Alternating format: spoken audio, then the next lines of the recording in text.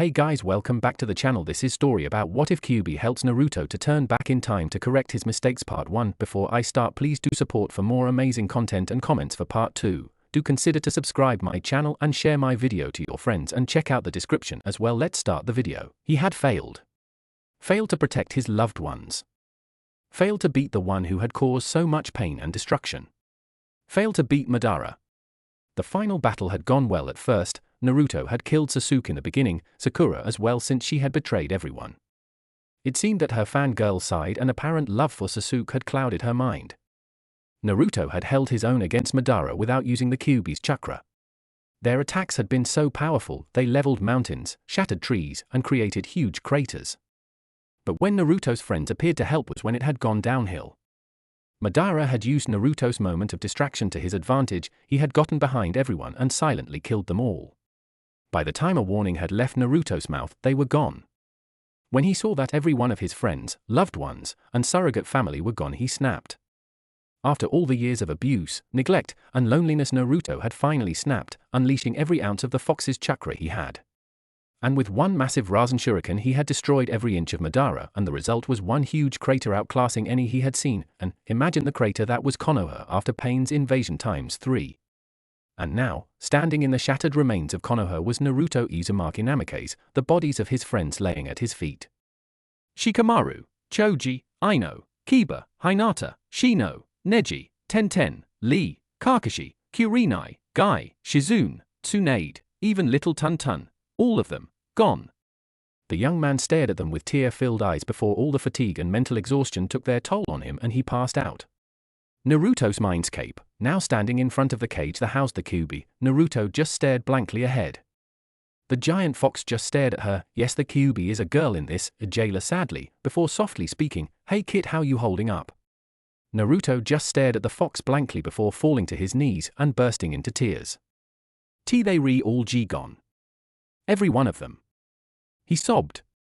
The fox just sighed sadly and said, "Yeah, I saw, and for what it's worth I know how you feel," she said in an equally sad voice.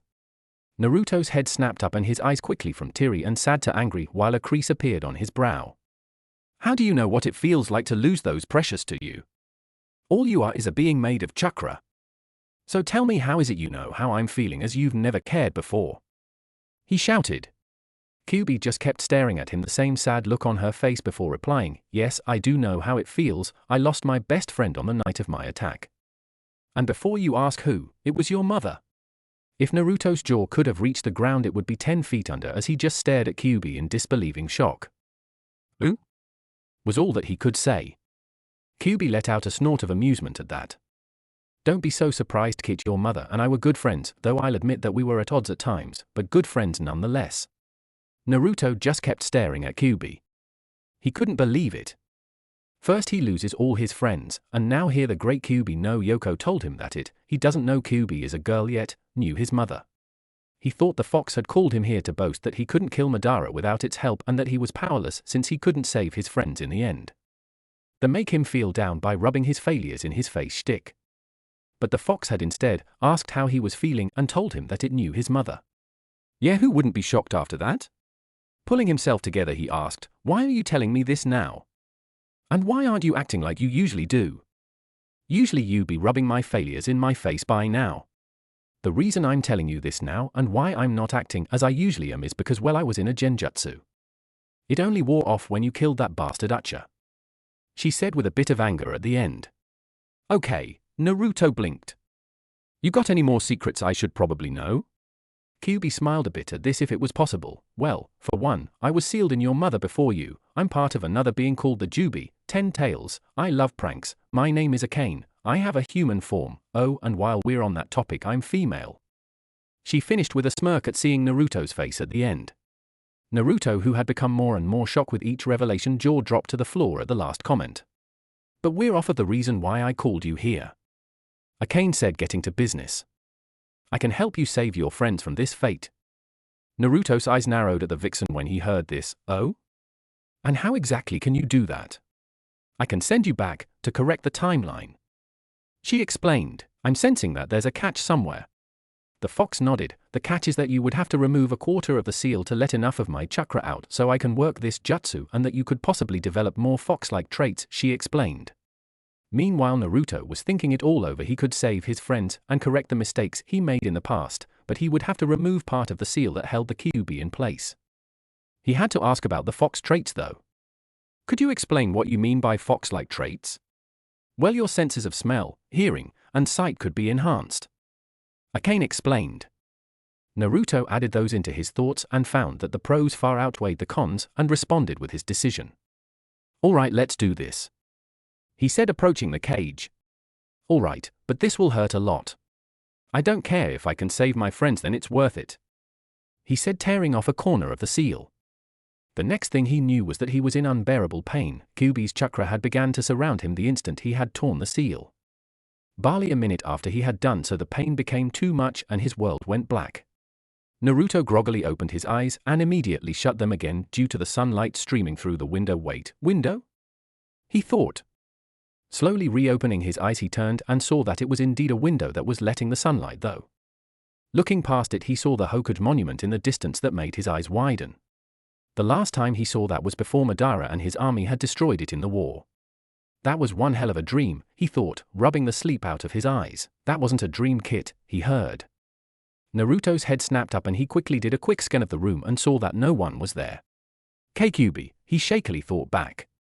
Oh come on Naruto, you know my name. Kyuubi is just a title, she said with mirth in her voice.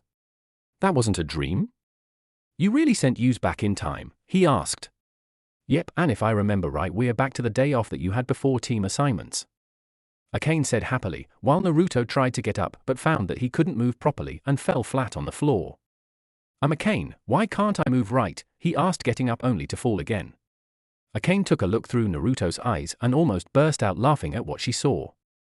It looked like every movement he made, it looked like it was the movement of a bigger and older person. I'd say that your muscles are trying to move like they did when you were older, instead of being the way they were when you were 13. She said, trying to keep her laughter under control and utterly failing when Naruto fell face first and hit his head against the wall of his room. Ha ha. Laugh it up if you don't want me to change the Mindscape from a sword to something nicer, he thought with a small smirk when Akane abruptly stopped and a surprised silence was in the link they shared when they communicated. Why you do that for me? After all that I put you through? Even if I was in a genjutsu? Akane asked in a surprised voice. Yeah, I would, and it is because you were in a genjutsu that I'm doing this. Okay, this is starting to get annoying, pull me into the Mindscape, Naruto said in a slightly annoyed voice at the end. He found that trying to walk around and talk to Akane to be too difficult. Alright, was the response he got before he felt a tugging sensation in the back of his mind and he went with it. Naruto's Mindscape. Next thing he knew was that he was standing in front of Akane's cage. The only difference was the one standing there. Gone was the giant fox with 9 tails. Now standing in front of him just behind the bars was what he would describe as an angel due to her beauty. She had lush red hair with 2 fox ears pointing out, a slightly round face with pale unblemished skin, a small button nose, and blood-red eyes with slits for pupils, thin lips that were curled into a small smile. Looking down past her face, he blushed at what he saw. She had borderline C-cup, a flat-toned stomach, with nice curvy hips and long almost endless legs, and there were 9 red fox tails attached to her tailbone. Oh, and did I mention that she was as naked as the day she was born? Naruto stood there frozen to the bone, just staring at the beauty standing before him with a blush that would make tomatoes green with envy. Seeing his stunned and red face, she giggled and asked, like what you see, Naruto-kun? That did it, and he flew back with a geyser of blood coming out of his nose. Giggling quietly to herself, she waited for him to get back up. When he finally come to again, he found Akane still standing in her previous state of dress before turning around with a small blush on his face and asked, it's not that I don't, but could you at least put some clothes on? Looking down at herself, she let out a small gasp before exclaiming, oh.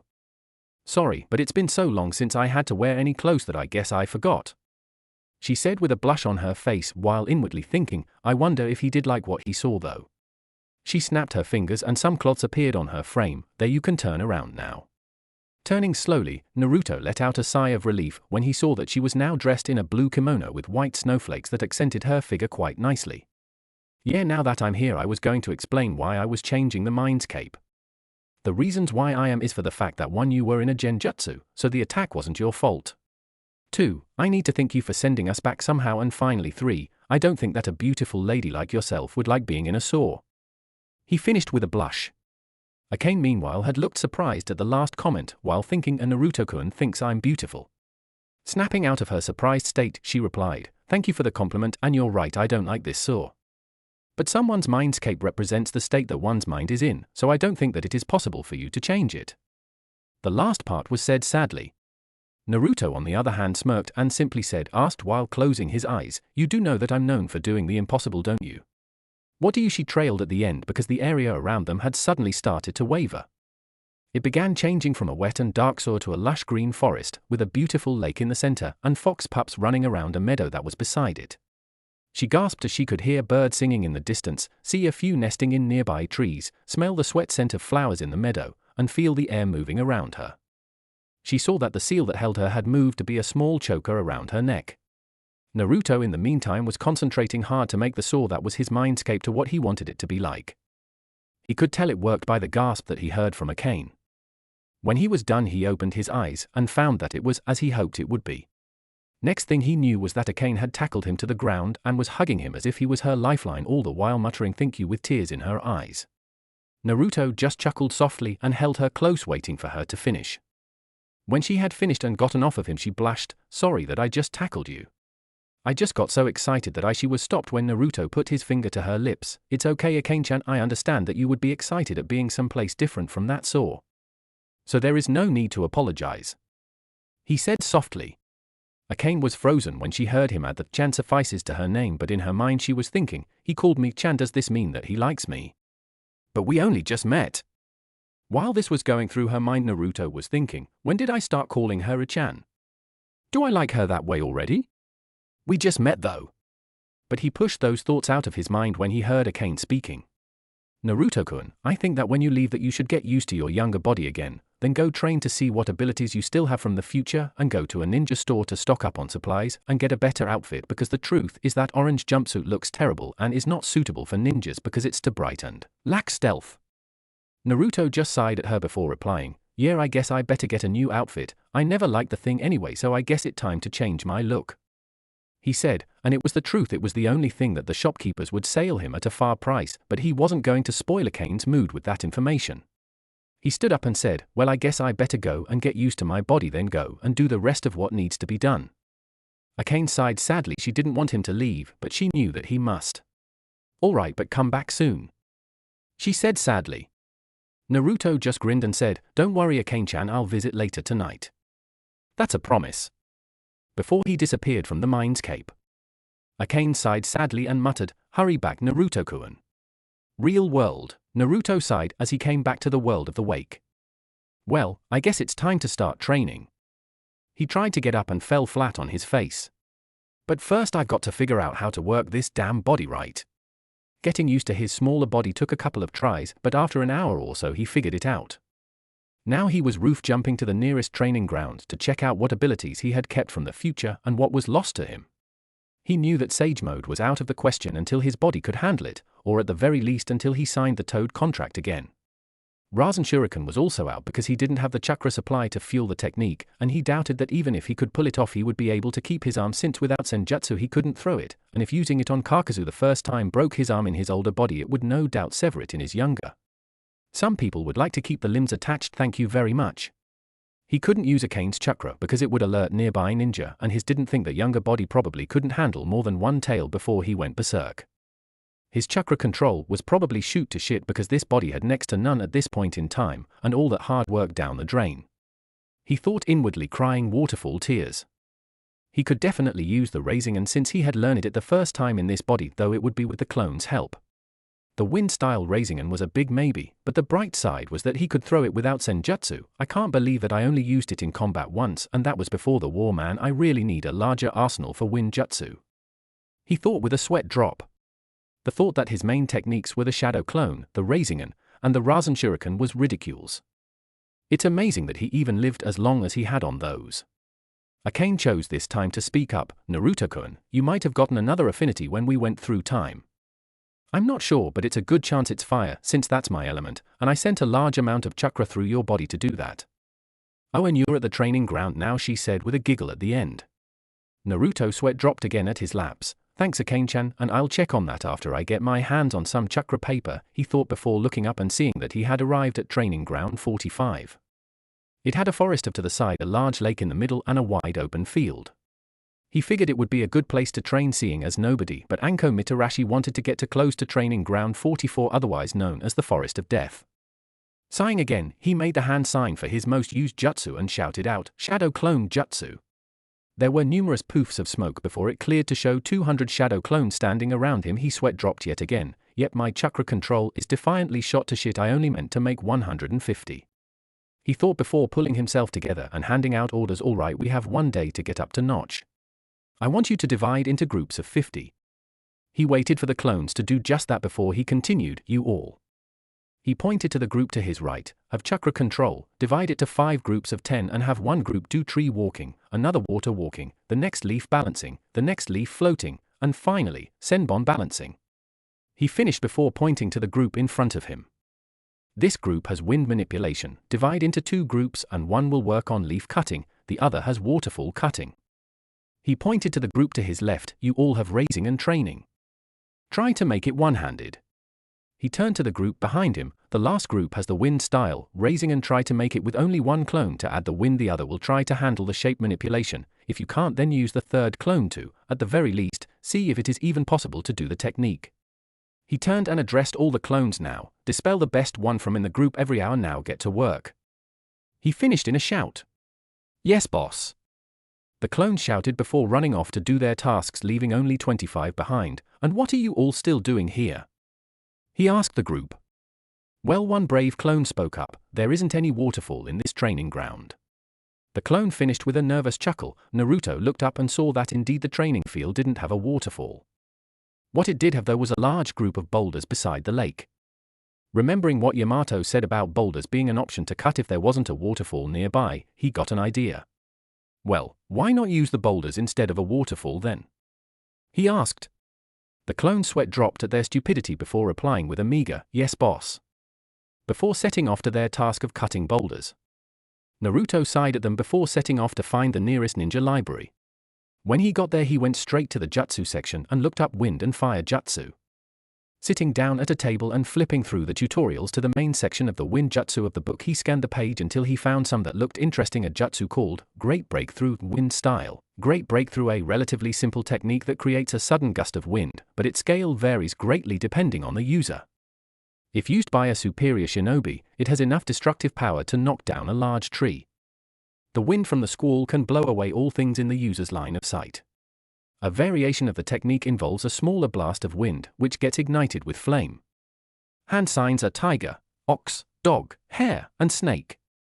This looks useful. He thought with a raised eyebrow at the technique's destructive power and the implications of the jutsu. Writing it down, he scanned farther down the page and found a powerful-looking one, a wind style, petal dust dance, a technique that allows the user to summon a cyclone of petals to attack their opponent. The user must remain in one spot for the use of the technique, so he or she can direct it anywhere they desire. Therefore, the user can increase the direction and power of the technique to the maximum as a last resort. Hand signs are tiger, hare, and dragon. His eyes widened as a memory hit him. This is the technique that the body switcher used on me when we were sent on that grave robber mission. He thought, flashing back to the mission where he met Sora, before writing down the description and hand signs for the technique before finding the last jutsu in the book, then the wind tutorials where most of it. Wind style, vacuum sphere. To operate this jutsu the user takes a deep breath and then exhales several small blasts of wind chakra in such a manner that they are dispersed over an expansive range, enough to make it difficult to avoid them entirely without taking any damage. Due to the properties of this technique, the expelled blasts are capable of piercing into and potentially through an opponent's flesh when they collide, in a similar manner to how bullets function. Hand signs are rat, hare, and dog. Naruto raised a brow at the description. Odd, it sounds like a wind version of the Phoenix Flower Jutsu. He thought before Akane spoke through the link. Actually, Naruto-kun, it is, but the vacuum wave came first. I should know, I'm the one who made the Phoenix Flower Jutsu and then showed it to the ninja.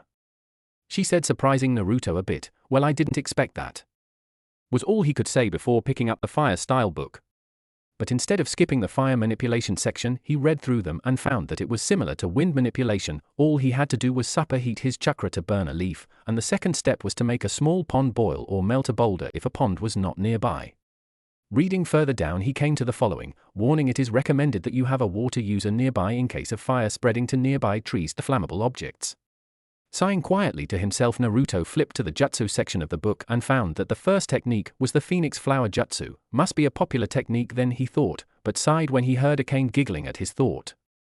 You know I could change the Mindscape back to the saw, right? He asked and smirked when he heard he stop abruptly. You wouldn't, she dared. Try me, Akane no like saws. Akane a good girl.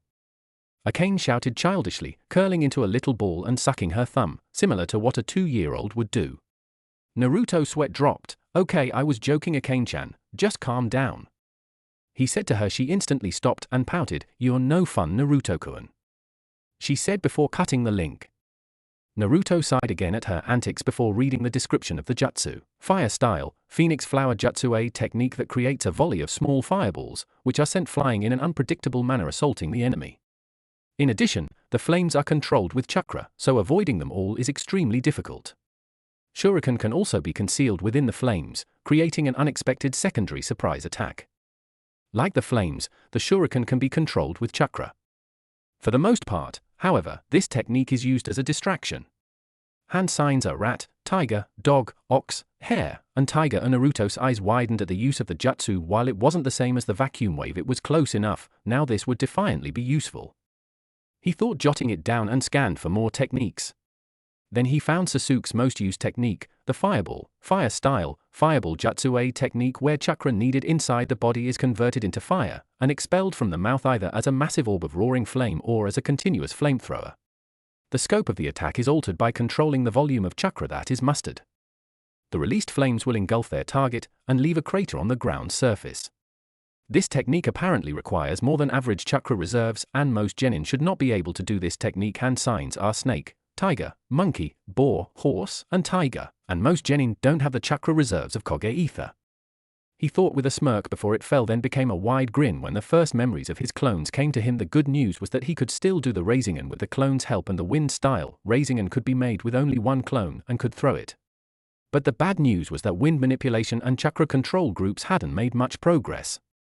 They could cut half the leaf and a quarter of the boulders, but not much further than that, and the control groups could get up the tree and could walk on water, but the leaf balancers and floaters couldn't get it right yet. Neither could the senbon balancers. The damn needles kept flying off in different directions. Well, one more jutsu and then to the shopping, he thought while he wrote down the technique. Looking further into the book, he found a really powerful technique. He quickly scanned through the description and smirked before writing it down, folding the paper, pocketing it, and left, heading to the one store that he knew would give him service. Naruto smiled as he stood outside the 10 points weapon shop. A small shop Tenten and her family owned. It looked small, but on the inside it was absolutely huge. Inside, the walls were lined with shelves and shelves of kunai, shuriken, ninja wire, swords, and just about any bladed weapon you could think of.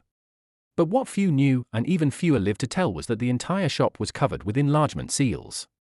The reason Naruto knew this was that Tenten had confidentially told him and then threatened to castrate him if he ever told a soul the first time he came in. Needless to say, Naruto had vowed to never tell anyone. He would rather keep his man bits. Thank you. As he stood there, he thought back to when he had met the family of 3. He had been running for his life for what felt like the 1000th time and had hidden from the mob behind the shop. Tenten's father, who had heard some noise, had come to investigate. What he had found was a starving, skin and bones, 5-year-old Naruto Uzumaki wearing very torn up and dirty clothes that couldn't even be classified as rags. He had taken pity on him and had fed and sheltered him for the night. He had met Tenten that night too, and she had become his first and best friend. They only acted like they didn't know each other for appearance. It had hurt the most when he saw Madara kill her, and it broke his heart just thinking about it. He snapped out of his now turned painful thoughts when the second group of clones dispelled, transferring him their knowledge.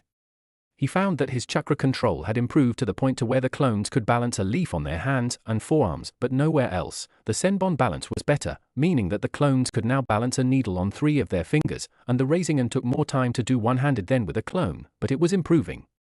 The wind manipulation was going well too. they were able to cut the leaves all the way through with their chakra now and had moved to the boulders, which could now be cut halfway through. Sighing to himself, he walked into the 10 points and immediately knew something was not right. The entire shop was deathly quiet. Nothing moved, and you could have heard a pin drop. It unnerved him. He almost jumped out of his skin when a hand was placed firmly on his shoulder. Turning slowly, he found that the hand belonged to Tenten. Said girl had an aurora of death around her, and Naruto swore that he could see the Shinigami hovering above her. Gulping, he nervously greeted her. "Hi Tenten," he said with a stutter. Next thing that he knew was that she had whisked him into the storage room, tied him up, and placed a silencing seal on the door.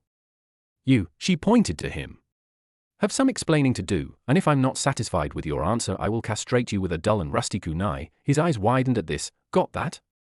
He nodded, the fastest he ever had in his life. "Now care to explain why one moment I'm watching your fight against Madara?" His eyes widened. "And the next I'm waking up and I'm 14 again?" She finished with a scowl. If Naruto's eyes could get any wider, they'd be rolling on the floor. "Akane-chan, how is this even possible? How could she even come back with me?" he asked, desperately trying to wrap his mind around the situation. "I don't know, Naruto-kun. The only thing that I can think of is that she was the closest one to you when my chakra surged through you and she got caught in the jutsu with you," she shakily explained. "Tenten, I don't know what you're talking about." He tried to play it off as a "I don't know what you're talking about and you just grabbed me and tied me up for no reason" kind of thing. "Don't play with me, Naruto," Tenten shouted. "I know you had something to do with this. I saw you at training ground 45 ordering your clones to do chakra control, wind manipulation, the Rasengan, and its wind variants. If that isn't enough, I know you didn't know the secret to the shadow clone until you started wind manipulation," she said with a smirk, as she knew she got him with that. Naruto knew that she got him. "All right, you got me. What is it you want to know?" he sighed, asked. "Everything," she said with a grin. So he explained everything, how Madara had killed everyone, how he had went berserk and destroyed him when he had met the real Kyuubi and turned back the time. Everything to the point of now, and I guess you being the nearest me when I collapsed got wrapped in Akane-chan's chakra. He finished. Tenten rubbed her chin with a thoughtful look as she processed what she had just heard. "So let me get this straight, Madara killed us all?" Naruto nodded. "You lost control of the Kyuubi's chakra," he nodded again. "Destroyed every inch of him with a massive Rasen Shuriken," a nod. "Then you collapsed and ended up in your Mindscape and met the Kyuubi, who by the way is a female and is named Akane, found out that she was under a genjutsu and that she knew your mother," another nod. "She then sent her chakra through you to turn back the clock 5 years," another nod. "And me being the closest to you when you collapsed ended up getting wrapped up in the chakra to do said time travel," a nod again. "And then you found that Kyuubi's human form is a smoking hot vixen woman," again a nod. "And you have feelings for her," a nod. "Wait, what?" he asked with a blush. "You can't fool me, Naruto, and I saw the blush you had when you were talking about Akane-san," she said with a smirk. Is it really that obvious?" Naruto asked in dismay. "Yeah, it is," Tenten said with a sigh, then asked something that completely blew his mind. "Can I meet her?" "Who?" he stuttered with wide eyes. "Oh come on, Naruto-kun, how many people can say that they've met the strongest being on the planet who just so happens to be a female? So can I meet her? Please, with a cherry on top," she said with the puppy dog eyes and her lower lip pouting at him. "I must resist the look, but it's so cute. No, I must resist the look," he thought, desperately trying to resist her look. He was having relative success until Tenten added tears to her eyes. No, not the teary eyes. He thought, crying anime tears as his defenses fell and he gave in. "All right, just untie me first, these ropes are a little tight," he said in pain at the last bit. "Oh sorry," she said, smiling sheepishly and undoing the ropes. After she had untied them, Naruto got up. "All right, I'll let you meet her." Tenten smiled brightly at that, "But not here. Walk with me to training ground 45 after I've restocked my supplies and gotten a better outfit, then I'll let you meet her, okay?" he said. He asked quickly, seeing her expression go from happy to dangerous then to contemplative in a matter of seconds. Sighing to herself, she asked, "That's probably the best I'm going to get, isn't it?" "Pretty much, yeah," Naruto said with a smirk. "Oh, all right. Just hurry up," Tenten said with dangerous expression, ripping the silencing seal off the door and letting him out. "Okay," he said quickly, jumping out of the closet, grabbing for sets of kunai, and 5 sets of shuriken before turning and heading to the clothing section. Grabbing some that caught his interest, he headed to the changing room. Setting his equipment down on the bench beside them, he entered and changed into the new clothes. "Wow!" Tenten said with a blush staining her face and some blood dripping from her nose when she caught sight of Naruto in his new outfit. What he was wearing was a skin-tight, fishnet shirt that showed his developing muscles and six-pack abs, black Anbu-style pants that stopped about mid-calf and had tape going from where they stopped down to his feet that were in black shinobi sandals, fingerless gloves that had a metal plate on them, similar to Kakashi's. He had changed the cloth to his headband to black, similar to his Shippuden one. As she got a closer look at him, her thoughts went into perverted territory. Even Akane, who had been a blushing mess when she had heard Naruto's semi-confession of having feelings for her, was having trouble controlling her blush and thoughts at Naruto's new look. "Wait, do I even like him that way?" she asked herself. As she was having her inner conflicts, Naruto had moved to Tenten and was waving his hand in front of her face. "Hello, Konoha to Tenten, are you there?" he asked, snapping his fingers in front of her face. "Ooh?" she asked, coming out of her daze and blushing even more when she saw how close Naruto was to her. "I asked if you okay?" he said with concern visible in his eyes. "Oh, why yeah, I'm fine," she stuttered. "Good," he said, leaning back with a smile before he turned a bit nervous. Tenten, where do you keep the chakra paper?" Akane said that I might have gained a secondary element and I'd check if I did. He said a bit sheepishly, rubbing the back of his neck, creating an image that Tenten squealed "oh kawaii" at in her mind. Tenten somehow pulled herself together to reply, if a bit shakily, "I was just about to get them when you walked in." She walked back into the storage room. Naruto sighed as she walked back out with a couple of packages of chakra paper, and, in this story they're sold in packs, and proceeded to place them on a nearby empty shelf, leaving one out for both him and her. Seeing the extra pack out, Naruto was about to ask when she answered for him. "What? Can't I train in my elements too? I mean, if you gained another affinity, I could have two, you know." "She is right, Naruto-kun, she could have also gained a secondary element, but it would probably be weaker than yours, seeing as she wasn't the target for the jutsu," Akane said through the link. Naruto's eyes widened at this before sighing and saying in a quiet voice, "I guess we might as well see if you did then, Tenten." Akane-chan says that it's a possibility. Much to Tenten's joy, "All right, let me just ring this up and then we'll be on our way," she said excitedly, walking over to behind the register and ringing up his total. "All right, your total is 747.39 yen. I don't know how much that really is, so I just put down a number." Naruto sighed, paying for his purchase. "Okay, let's go now, it's starting to get late." He stopped abruptly and grabbed his head in pain when another group of clones dispelled. Seeing her friend's condition, Tenten rushed to his side and worriedly asked, "You okay?" "Yeah, I'm fine, just too many clones dispelling at once is all," Naruto said before muttering something that Tenten thought sounded like stupid clones and their pranks causing her to giggle. When asked about it, she said, "Nothing, just thought of something funny," through barely held giggles. Turning towards the back of the shop, Tenten shouted, "Dad, I'm going out for a bit," and received a muffled "okay." With that they walked out. Training grounds. "Okay, we're here," Naruto said, walking onto the training ground.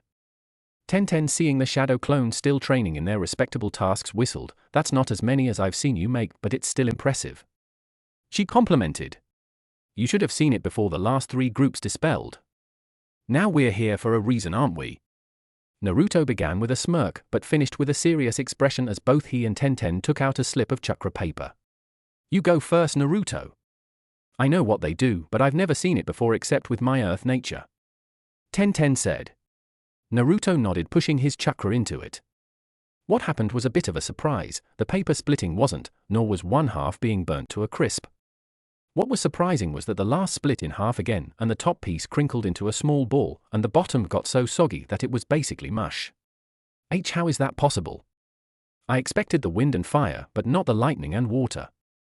Akane-chan, how is it that I have 4 affinities? He said, asked, and then thought to Tenten, and then Akane. I don't know, Tenten said in disbelief. I thought that this might happen. Akane said more to herself than to Naruto, but he still heard her. What do you mean? Sighing to herself, she began explaining.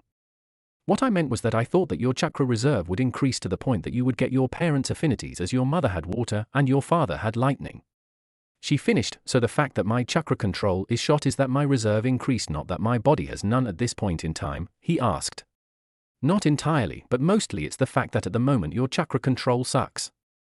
She said with a giggle. A vein popped on Naruto's head and his eyebrow started twitching in annoyance.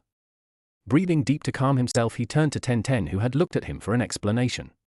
Sighing to himself, he explained, Akane-chan says that the reason I have 4 natures instead of 2 is that my reserves increased so much that I gained both my parents' natures, mom being water, dad the lightning.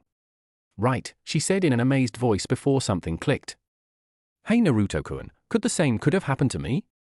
She asked, making his eyes widen. Before you ask, yes, it's possible, slim, but possible, and that her chakra reserves could now rival yours when you were this age, now not counting. Akane said. Akane-chan says that it is slim, but not impossible, and that your reserves could rival mine when I was originally 13. That was close to Kage level, so looks like you got some control training to do. Naruto told her with a smirk, making her groan. Well, we'll worry about that later. Let's take a look. Naruto said, making her nod before pushing chakra into the paper. What happened was another surprise. It split in half, one half crumbled, the other split again, one part got soggy and the other burnt to ashes. Okay, so that's earth, fire, wind, and water. My dad has water, Akane gave me fire, earth was my original, and I'm guessing that my mom gave me wind. It looks like your earth and wind are strongest though, seeing as the wind happened twice and there's nothing left of the earth but dust. Naruto said. He began to think out loud when something crossed his mind. If her reserves are large enough, what's stopping me from? What was that? Tenten interrupted. I was just thinking that since your reserves are large enough, I could teach you the shadow clone jutsu. He explained with a wide grin that Tenten quickly mirrored when she got his line of thought. Please Naruto-kun, teach me the shadow clone. It'll make training so much easier. She all but demanded. I was going to anyway, Tenten-chan, since we're in this together we need to get as strong as we can, as fast as we can. Because I am not letting you all die again. Naruto said with a determined fire burning in his eyes.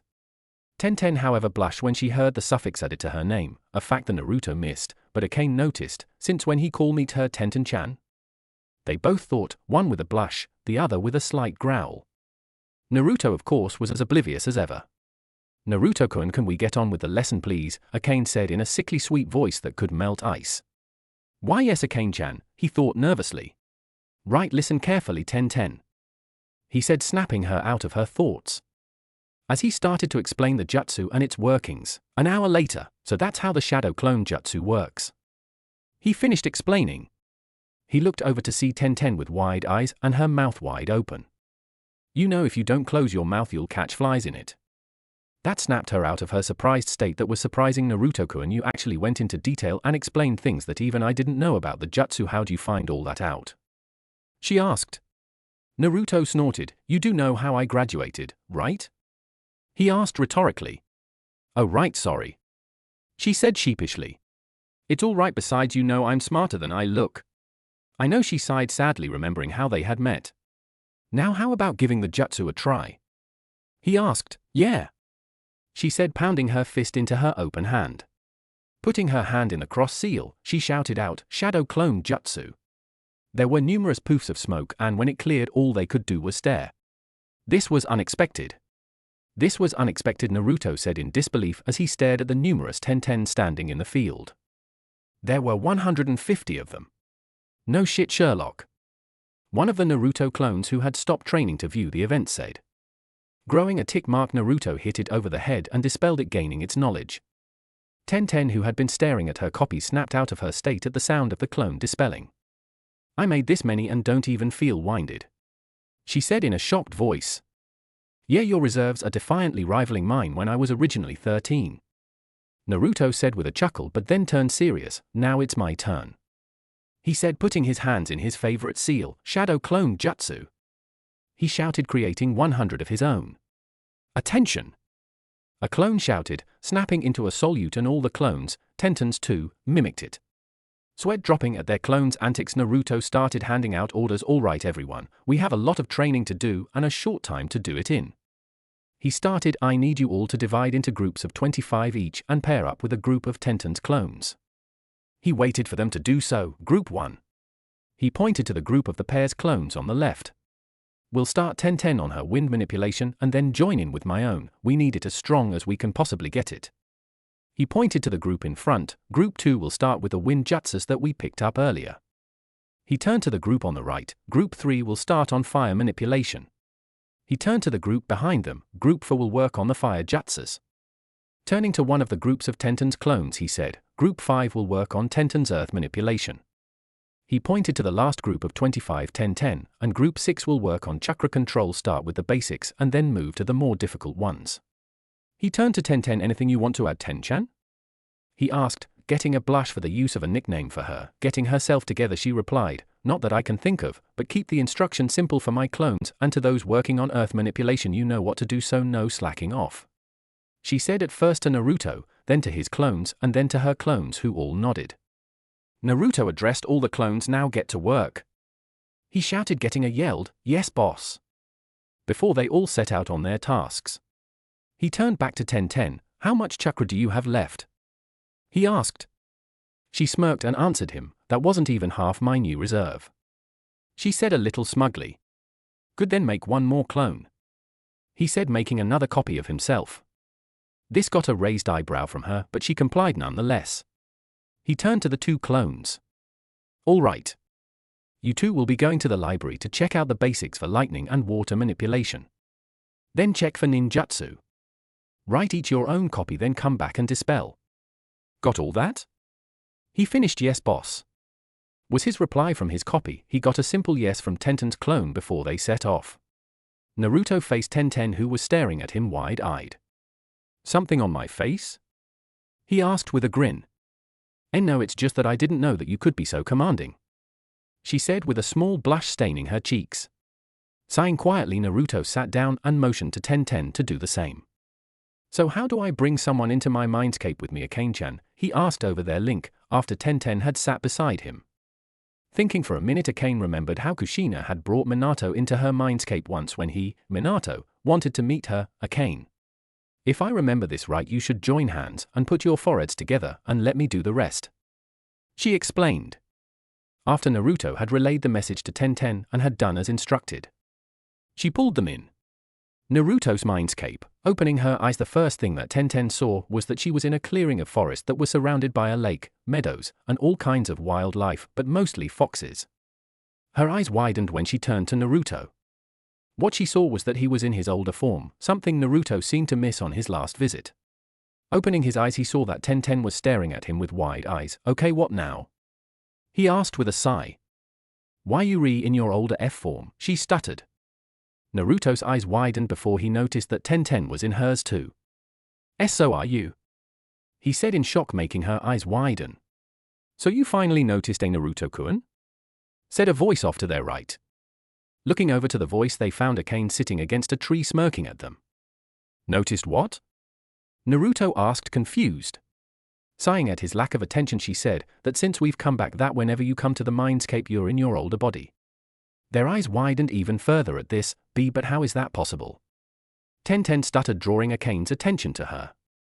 Akane's eyes narrowed at her. So this is the other one that likes Naruto, she thought, but on the outside she replied with a strained smile, the reason why you're both in your older forms is that your mind matures at a faster rate than your bodies. So when we came back, to put in simple terms, is that basically your older minds were merged with your younger bodies. That's why you had a hard time moving this morning, Naruto-kun. Your mind was more adapted to your older form than it was to your younger. That drew looks of understanding from the both of them. Now if you will excuse us, Naruto-kun, I do believe Tenten-san and I need to have a chat, she said, snapping her fingers, and both her and Tenten vanished in a small pop. Okay? That was weird, Naruto said, a confused expression on his face. Different part of Naruto's mind. Tenten was confused. 1 minute she was sitting in front of Naruto when Akane snapped her fingers, and the next she was in a completely different place. To skip the description, it's the place Minato took Naruto to talk when Naruto had released his 8-tailed form. Standing in front of her was Akane, who had her hands on her hips and had a frown on her face. Okay, what was it you wanted to talk about? She asked, a little nervous. I want to know what your intentions for Naruto-kun are, she all but demanded. Tenten's eyes widened at her. She got what she meant, but she tried to play it off as if she didn't know what she was talking about. What do you? Don't play with me, girl. I've seen how you look at him when he's not looking. I'm all for sharing, but I will not allow anyone to be with him if they intend to do him harm. she exclaimed, then widened her eyes at her slip-up. She had basically admitted to having feelings for Naruto and that she didn't mind sharing him ether all in one go. Meanwhile, Tenten was both wide-eyed in shock and happy at the same time. Shocked that the Kyuubi liked Naruto that way, and happy that she was willing to share him. Yes, she had realized a long time ago that she had feelings for Naruto. It had been during his 3-year trip. She hadn't noticed it right away, but she had been spending a lot more time thinking about him, missing him. Hell, she even went to the village gate every day to see if he was back yet, and it had hurt that she was away from the village when he returned. But when she had saw him on the Gara retrieval mission, her heart had nearly popped out of her chest, and she almost couldn't control her blush when she saw how hot he had become. And she had just barely controlled the impulse to take him right then and there. Blushing at where her thoughts had gone to, she snapped out of it and saw that Akane had been staring at her intently. "Don't worry, I don't intend to hurt him in any way, shape, or form," she said. "Good, then we won't have a problem, and you don't need to worry, Naruto likes you too," she said, causing Tenten to blush but almost squeal in joy. Yes, having access to her host's thoughts had its benefits. "But I get him first," Akane said with a perverted smile. "Oh, come on. You're no fun." Tenten pouted. Akane smirked to her before her expression turned thoughtful. "Now the only problem is how to make him ours," she thought out loud, and then an idea popped into her head. She gained a devious look. "I think I'm gonna like the idea you have if the look on your face is to go by," Tenten said. "Oh, you will, but in order for this to work we're going to need at least one more girl, 2 tops." Tenten just smirked at this. "I really wouldn't mind that. I mean, I've seen some of the other girls that like Naruto-kun, and trust me when I say I wouldn't mind sharing him, especially with that Tsunekanoichi Gaia. Besides, with the way his life has been, Naruto needs all the love he can get," she said with a perverted smile. Yes, Tenten was secretly bi and had a bit of a crush on Gaia. But the only one she would ever love and give herself to would be one Naruto Uzumaki. However, that didn't mean that she wouldn't look and appreciate what the female body had to offer. Akane blushed at the implications of what Tenten said before turning serious. They discussed their plan and decided that they would make their moves when the opportunities presented themselves. They smiled evilly, nodding at one another before Akane snapped her fingers and they rejoined Naruto. Main part of the Mindscape. Naruto had been sitting in the same spot for the better part of an hour and had been getting bored before he heard the 2 girls reappear. Turning to them, he caught sight of their smiles and gulped nervously. He didn't like those looks at all. "SOH, how'd it go?" he asked with a stutter. "Very good, wouldn't you say, Tenchan?" Akane said. He asked with a grin. "Oh yes, very, very good, Akane-chan," Tenten said with a grin of her own. "Anything I need to know?" Naruto asked. "All in due time, Naruto-kun," Tenten said. "I see." He sighed. "We need to get back to training, Tenten." "Yeah, I guess you're right." She turned to Akane. "Well, Akane-chan, it was nice meeting you and thank you for she said with a small blush and a wink. "Yes, nice meeting you, and you are very welcome," Akane said with a wide grin, pushing them out of the seal. Outside the Mindscape. "Well, now that that's over with, we might as well start the physical training," Naruto said with a slight frown. Out of all the things that the shadow clones could do, it couldn't transfer physical abilities. Use the physical abilities of the original? Yes. Transfer new? No. Yeah, I guess, but they should have invented a seal to go with this jutsu, she said, trailing off slowly at the end when she saw Naruto's eyes steadily getting wider. When Tenten had said that, Naruto had gotten an idea. What if he could make a seal to switch the knowledge transference to physical transference? The answer was so simple yet so hard at the same time, because as to make the actual seal would take more talent than he currently had with seals. But hey, he wasn't an Uzumaki for nothing. Naruto suddenly jumped up, grabbed her and wrapped her in a hug and started to jump up and down wildly. Tenten, "I could just kiss you," he shouted. Tenten meanwhile blushed with a small smile and Akane just smirked. "Now's her chance," they both thought as Tenten put her arms on Naruto's shoulders to stop him from jumping and smashed her lips against his. Naruto's eyes widened when he felt her lips against his. Tenten was kissing him. He couldn't believe it. He had liked her for a while before the time jump, but had never expected this to happen. But now he was confused. He knew he liked Akane too, and he didn't know what to do. One part of his mind was telling him that this was wrong and that he should stop this, but another was telling that part to shut the hell up and enjoy it. Naruto, being Naruto, listened to his instinct, which was the part that was telling the other to shut up and enjoy. So he leaned into it. Tenten was surprised when Naruto, who she was expecting to push her away, instead leaned in and started to move his lips in sync with her own. To her, she was in heaven. She was kissing the boy no man of her dreams. Deciding to take this up a notch, Naruto parted his lips and licked her lower lip, asking for entrance. Tenten was surprised even more when she felt Naruto's tongue rubbing her lower lip and gladly let him in. In a battle of tongues, they explored each other's mouths. To Tenten's surprise, Naruto's mouth tasted not like ramen, like she had expected, but oranges and grapes mixed. To Naruto, Tenten's mouth tasted like cherries. Moaning, Tenten pulled away, earning a disappointed groan from Naruto. That was my first kiss," she shakily said. Naruto's eyes widened at this. It was mine too," he said, blushing brightly. The kiss with Sasuke never happened. Tenten looked down and then, noticing their position, it seemed that somehow she had ended up straddling Naruto's waist and had her hands on either side of his head. Naruto looked to the side when he noticed their position and saw that their clones had gathered to watch the show. Looking back up to her, he said, Tenten? Yeah? It looks like we have an audience." Naruto gestured with his head to the gathered clones. She looked over to said clones, who seemed to realize that they had been spotted and rushed back to their tasks. "You him? Tenten, see, could you get up? Not that I don't love to have a beautiful woman such as yourself on top of me, but this could cause unwanted problems if someone were to see us like this," Naruto said with a sheepish smile. Blushing at the compliment, Tenten sighed but complied. "So, what does this make us now?" Naruto asked nervously, not sure what to do after all that. "This would make you my boyfriend. And before you ask, yes, Akane knows about your feelings toward her as well as me, and it goes the same for us towards you," Tenten said, smirking, she leaning in and whispered huskily into his ear, "Just to let you know, I don't mind sharing, and neither does she." Naruto's eyes widened for what felt like the 100th time today and asked inwardly, Akane-chan, is this true? There was a moment of silence before. "Yes, Naruto-kun, it is," Akane said quietly. "Then does this mean that you want to be with me as well?" "Why, yes," she stuttered shyly. Naruto couldn't believe that not only did he get not one, but two super hot girlfriends, and all in one day too. Naturally, he did the only thing he could in this situation. He fainted due to an overloaded brain and a megawatt smile on his face.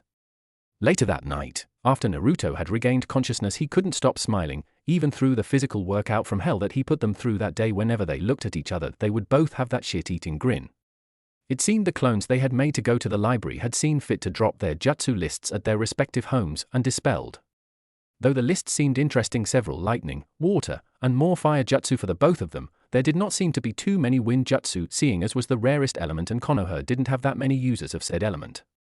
Even at the end of the day, they could say they were at the very least half as skilled as they were before the war, Naruto having several more jutsu down now than before, even more so, though they'd have to remember to ask either Gaia or Temri for some wind jutsu when the invasion was over. Naruto's face darkened at the thought of the invasion, the thing that had started most of his pain, losing his Jiji, Sasuke's defection, and him ultimately completing his Nindo. He had so many things to prevent: Sasuke getting the cursed seal, Jiji dying, and now that he thought about it, Kakashi's favoritism, as that and seeing Naruto getting stronger had driven Sasuke over the edge. Overall, he and Tenten had a lot of hard work and training to do. Naruto had walked Tenten home to the 10 points, hand in hand, and she had left him after a fierce make-out session and a promise to meet up the next day. Before walking inside with a small blush. All in all, a very productive day were his last thoughts before going to sleep, anticipating the next day. Naruto woke up in a very good mood. Until he remembered what today was, that is, team assignment day. He thought of the memories of what happened the first time around and his mood soured even more. "Calm down, Naruto, and they'll get what's coming to them," Akane said, referring to his two future teammates. "Yeah, I guess. Hey, pull me in for a minute, Akane-chan." She raised a brow but did as asked. When he got there, he walked right up to her and pulled her down into a kiss that quickly turned into a fierce tongue duel. After a couple of minutes, he pulled back from a shocked and red-faced Akane. What was that for?" she asked breathlessly. "What, can't I kiss one of my girlfriends?" he asked with a grin. No, I mean, She was left a stuttering mess as he chuckled and put a finger to her lips to quiet her. "I was joking, don't take it so seriously, Akane-chan," he said softly. Blushing even more, she pouted at him. "You're no fun, Naruto-kun." Just for that I won't offer you the surprise that could solve your Rasen Shuriken problem. She said, turning away from him with a smirk. Naruto's eyes widened. Why you've found a way around the Rasen Shuriken? He shakily asked. Yep. But since you've seen fit to tease me, I won't tell you. She said with her back still turned to him. Naruto got down on his knees and clasped his hands in front of his chest. Please Akane-chan, tell me. I'll do anything you ask. Quirking an eyebrow, she turned to him. Anything? She asked. Yes, anything, he repeated with a pleading expression. Maybe if you, she bent down to whisper in his ear, kiss me again. His eyes widened before he pulled her down to him, claimed her lips with his, and kissed her passionately yet again. You know, if you wanted another kiss, all you had to do was ask. He said with a small grin after he had pulled back. I know, but I had to pay you back somehow after that. Akane said with a grin of her own. Akane-chan? Naruto started slowly. She indicated that she was listening. Did you really mean what you said about finding a way around my Rasen Shuriken problem? He asked somewhat excitedly. Yeah, I did. She said with a big grin. What is it? Akane stood in thought for a moment before speaking. As you know, you need a summoning contract to use Sage Mode, right? Naruto nodded. Well, what if I told you that a certain clan of summons had the same thing? His eyes nearly popped out of his head, and that I was the boss of said clan. He raised a shaking finger at her. Why, you mean that there's a Fox clan and that they have Sage Mode? He asked in an equally shaken voice. Yes, there is. The Toads are actually close allies with us, and they shared some of their techniques with us, Senjutsu being one of them. She finished with a smirk. Next thing she knew was that Naruto had tackled her and was now raining her face in kisses, all the while saying thank you. Getting control of himself, he realized what he was doing and quickly got up, pulling Akane with him. Sorry. He said sheepishly. It's all right, Naruto-kun. I understand. She said with a chuckle. So are you willing to sign it? She asked before noticing his hesitant look. Yes, you could resign the Toad contract too. Akane said, rolling her eyes. How would that be possible? I thought that someone could only have one contract. He asked in confusion. Normally, yes, they could only have one, seeing as summonings are far and few between. But if one were to have two allied contracts and they agree to have the same summoner, then it is possible to have more than one contract, and since I'm the boss of the Fox clan and I agree, you could defiantly have the Toad summons again. Akane explained to a now stunned Naruto. Said blonde stunned look ever so slowly changed from stunned to a small smile, then to a shit-eating grin that could have been seen from space. Gathering her hands in his, Naruto got down on one knee. Akane-chan, have I ever told you how much I love you? Akane blushed a red that would make a tomato seem pale. No, I don't think that you have. He raised an eyebrow. I haven't? Well, I'll just have to correct that mistake by saying it every day until I am worthy of your love. He said playfully. But getting back to business, yes, I will sign the contract for the Fox clan. He said back to serious mode. Very well then, Naruto, you know how to sign it, so I don't think that I have to explain that part. But this contract has a different seal sequence than the regular. Akane explained, getting her blush under control and summoning the contract to her side with a flick of a tail. Different seal sequence? Naruto asked. Yes. Even I don't know why. But I figure that it's because each tailed beast has a summoning clan and each seal sequence for their contracts differ from the norm.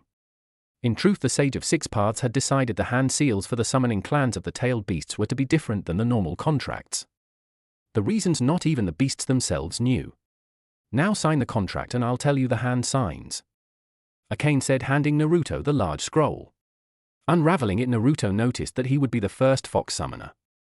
Biting his thumb until it bled, he signed it, then pressing his still bleeding thumb to each of his other fingers, he left an imprint of each of his fingers on the contract. Congratulations, Naruto-kun, you are now the first summoner of the Fox clan. She said with a proud smile. Now the hand signs are dog, horse, ox, horse, tiger, and fox. She said, showing him the last seal. It looked similar to the dragon seal, but the ring fingers were straight with the tips touching and the thumbs apart. Naruto nodded to her as a thought struck him. Hey, Akane-chan, would it be possible for Tenten to sign it too? Yes, it would. In fact, I was hoping that you would ask. Because if she does want to sign, I'd be more than happy to accept her as my clan's second summoner. She said. Just as Naruto was about to say something, Akane interrupted, realizing the time. Naruto-kun, I'm sorry, but you need to get to the academy. You've been in here so long that you barely have time to get ready, she said, pushing him out of the Mindscape. Outside the Mindscape, coming to and finding that he was still lying on his bed, Naruto looked over to the clock and saw he barely had over 20 minutes to get there. Jumping out of bed, he ran to the bathroom, stripping out of his night clothes, quickly showered, changed into his new clothes that he got the day before, and left. While he was on his way, he saw Tenten walking with her team, Gari not being present because of team assignments. Smirking to himself, he rushed past, just barely missing them. What was that? Neji Hyuga, the team's resident arrogant ass and deep believer in fate, coughed through the smoke. I don't know, but that person's flames of youth are burning brightly. If I cannot match them, I will run around the village 100 times on my hands, and if I can't do that, I will. Lee was cut off by Tenten's fist impacting his head. Geez, Lee, that's enough, she exclaimed, annoyed at his exuberance. I'm so going to get you for that, Naruto-kun, all that just to hand me a note? She thought, slipping her hand into her pocket where said note was currently at. Naruto, meanwhile, had just managed to get to the academy with 5 minutes to spare. A new record. That's 5 minutes faster than the last time, he thought with a smirk, walking into the classroom, seeing that he was one of the last to arrive.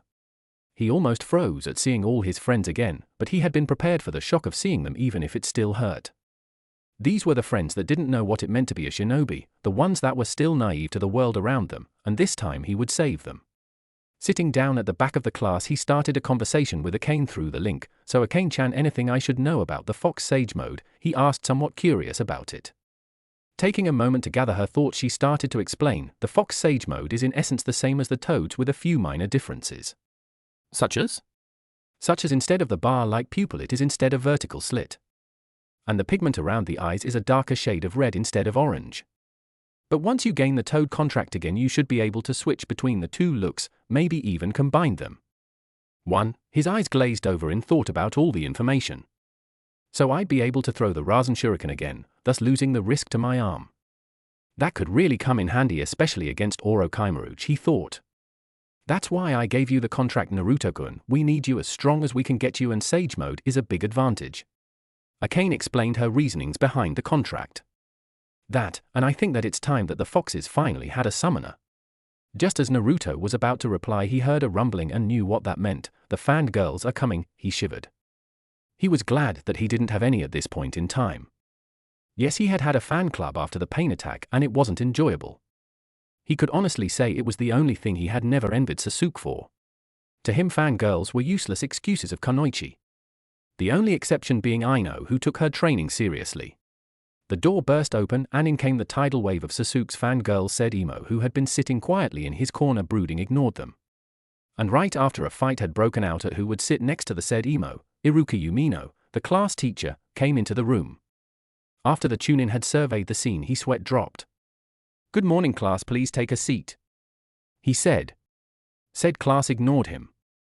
He grew a tick mark before smirking and performing a hand sign. I said shut up and take a seat, he shouted, his head enlarging to the point that it was twice its normal size. His patented the demon-headed jutsu. That got the class, mostly the arguing fangirls, to calm down and do as instructed. Now that that is over with, I can start with the team placements. Team 1 is Naruto. Tuned out the unimportant ones that he knew wouldn't pass their real graduation tests until it came to the ones he remembered. Team 7 is Sasuke, Sakura Haruno. There was a loud screech of, "HA told you pig, his mine." And Naruto Uzumaki, there was an even louder screech from the Banshee again. What? But Iruka-sensei, Naruto Baka didn't even pass his graduation exam, she said in a mixture of disbelief and anger. Actually, I did pass. It seems that I have too much chakra to control for the normal clone jutsu, so the Hokage gave me a more chakra-consuming clone technique, which I was easily able to perform. Naruto spoke from his corner in the back of the room. Yeah right, Baka, stop lying and get out of here, Sakura screeched, jumping up to punch him. Naruto, seeing it coming, dodged, grabbed her arm, twisted it behind her back, and pinned her against the wall. We may be teammates and I may be willing to work with you, Sakura-san, but your days of abusing me are over. I never liked you to begin with, so why should I let you continue it any longer? Naruto spoke to her in a cold voice that sent shivers down the class's spines. And as for me lying about having too much chakra, it's true, as I have never been able to perform the regular clone technique, and the one you just tried to punch is a copy of me. spoke a voice above them. The class looked up to see Naruto sitting on the roof upside down. The girls blushed at his new look and most of the guys muttered show off. As you can see, he is indeed telling the truth, Sakura-san. Now could you tell your clone let her go, Naruto? Iruka asked in a calm voice. He had known the real Naruto had been there the entire time, though he had almost missed him. Naruto just looked at the scared Chunin for a moment before looking towards his clone that nodded and dispelled in a puff. Now that the distraction is over with Team 8 is Shino Aburame, Kiba Inuzuka, and Hinata Hyuga. Since Team 9 is still in circulation from last year, Team 10 is Aino Yamanoka, Choji Akimichi, and Shikamaru Noro. Your senseis will be here in an hour, so use that time to get to know your teammates and have lunch. And I would like to congratulate you all for making it this far in your careers. Iruka finished before walking out of the room. Naruto jumped down from the roof, drawing everyone's attention to him before walking to the door and turning to the rest of the room. I don't know about you all, but I've got someone to meet for launch, so see you all in an hour, he said and walked out of the door. Naruto sighed as he had to wait for Kakashi to arrive. Remind me to do something about his tardy problem. He thought to no one in particular, but Akane responded anyway, will do, Naruto-kun. Though, I don't see why you didn't threaten those disgusting Ichiricha books of his, maybe that could straighten him out. She suggested, as she really thought that those books were degrading to women everywhere. Naruto's head collided with the top of the table he was setting at, drawing the attention of his two teammates to him. What's with you, Barker? Sakura asked, annoyed at not only having to wait for their sensei, but now for Naruto's antics. She got no reply as Naruto was berating himself. I'm such an idiot for not thinking about that last time. Akane was laughing at him for his stupidity. Just as he was about to reply, the door opened and in popped a head that was mostly covered with a mask and headband with spiked grey hair and a lazy look in the one visible eye. Kakashi just looked at the genin that were his team. My first impression of you all is I hate you. Now meet me on the roof in 5 minutes, he said before he disappeared in a whirl of leaves and a puff of smoke. Naruto turned to the others. I like him already, he said with a small smile before disappearing in puff of smoke, signaling that he was a shadow clone. When Kakashi got to the roof, he was surprised to see that his blonde genin was already there, laying on his back staring at the sky. Well, this is a surprise. I didn't expect a genin to this fast, he said, drawing a smirk from the blonde. I was already here, Kakashi-sensei. The one you saw was just a shadow clone, he said to the jonin, who nodded in understanding. This is unexpected. From the academy reports, I thought that he would be a hyperactive, loudmouthed brat, but this is the complete opposite of what I was led to believe about this one's behavior, and he seems to have discovered the secret of the shadow clone as well. He thought in mild surprise at finding a completely different Naruto than what the academy report said that he would find. This Naruto was calm, cool, and collected. A big difference than the hyperactive, loudmouth stated in the reports. His thoughts were cut off when the door to the roof opened to show the other two on his team, who looked surprised to see the two already there. Kakashi waited for them to sight on either side of their teammate before speaking. Now we can introduce ourselves. Introduce ourselves? Sakura asked, causing a sweat drop to go around the group. And she was said to be the smartest girl in the academy, they all thought. Yes, you know your likes, dislikes, and dreams for the future, he said. Maybe you could go first to show use what you mean, she said to him, making everyone sweat drop again. All right then. My name is Kakashi Hatake. My likes, my dislikes, well, I have a lot of hobbies. My dream for the future, never really thought about it, he said, causing two of the genin to look at him questionably, and the third to just smile slightly in remembrance. All right, you can go next, Pinky, Kakashi said, pointing to Sakura, whose eyebrow twitched slightly at the nickname. She calmed down to do her introduction. My name is Sakura Haruno. My likes, she looks at Sasuke and giggles. My dreams for the future is, she again looks to Sasuke, giggling again and blushes. And your dislikes? Kakashi asked, fearing for the worst. Ino Pig and Naruto Barker, she screeched, causing everyone to cover their now ringing ears. Just I thought a fangirl, he thought with a shiver. Cutting his thoughts before they brought up bad memories, he pointed to Sasuke. Okay, Duck Butt's turn, he said, causing Naruto to snicker, Sasuke's eyebrows to twitch, and Sakura to glare at him for insulting her crush. My name is Sasuke. I have few likes and many dislikes, and my goal is to kill a certain man, Sasuke said in his flat tone, causing Naruto and Kakashi to sweat drop, and Sakura to think, he's so cool. I think I just lost 10 years off my life writing that, just as I thought a brooder who is probably arrogant, thinks of nothing but himself, and is too stuck on revenge to do anything else. Kakashi thought to himself with a sigh. And last, but not least, Blondie. He said, pointing to Naruto, who sighed before starting his introduction. My name's Naruto Uzumaki, my likes are ramen, training, my friends, and 2 certain people. He started, and heard Akane giggling to herself at the reference to Tenten and her. My dislikes are arrogant people, hypocrites, rapists, those who would harm those precious to me, and a certain book series. He said, glaring at Kakashi, who shivered and thought, I hope that he doesn't mean what I think he means. Hot spring country, and at a hot spring a certain pervert felt the same shiver go down his spine. Someone means to do my babies harm, I must stop them, but first I must finish my research. He thought before turning back to said research, i.e. peeping on women. Back with Naruto, back at the academy roof, Naruto was just about to finish his introduction when he felt a tingle in the back of his mind. I hope Uro-senning isn't doing what I think he's doing, he thought before starting on his dream. And my dreams for the future are to start a family with the women I love, to make my parents proud of me, and before you ask Kakashi, yes, I know who they are.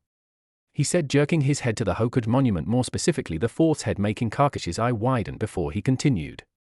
And to become Hokage, not because the people will respect me, but so I can protect the village and everyone in it, because to be Hokage it means that one must not only be prepared to protect, he must be prepared to lay down his life for not only the village and civilians, but for his sodders as well. He finished with a determined fire in his eyes.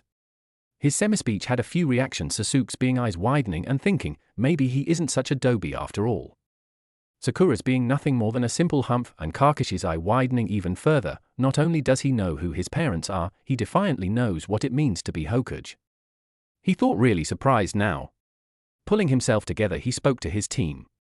Now that that's over, meet me tomorrow at Training Field 7 at 5 o'clock for your Genin test. He said, surprising the 2 who didn't know what he meant. But Kakashi-sensei, we already had our Genin tests. Sakura said in surprise.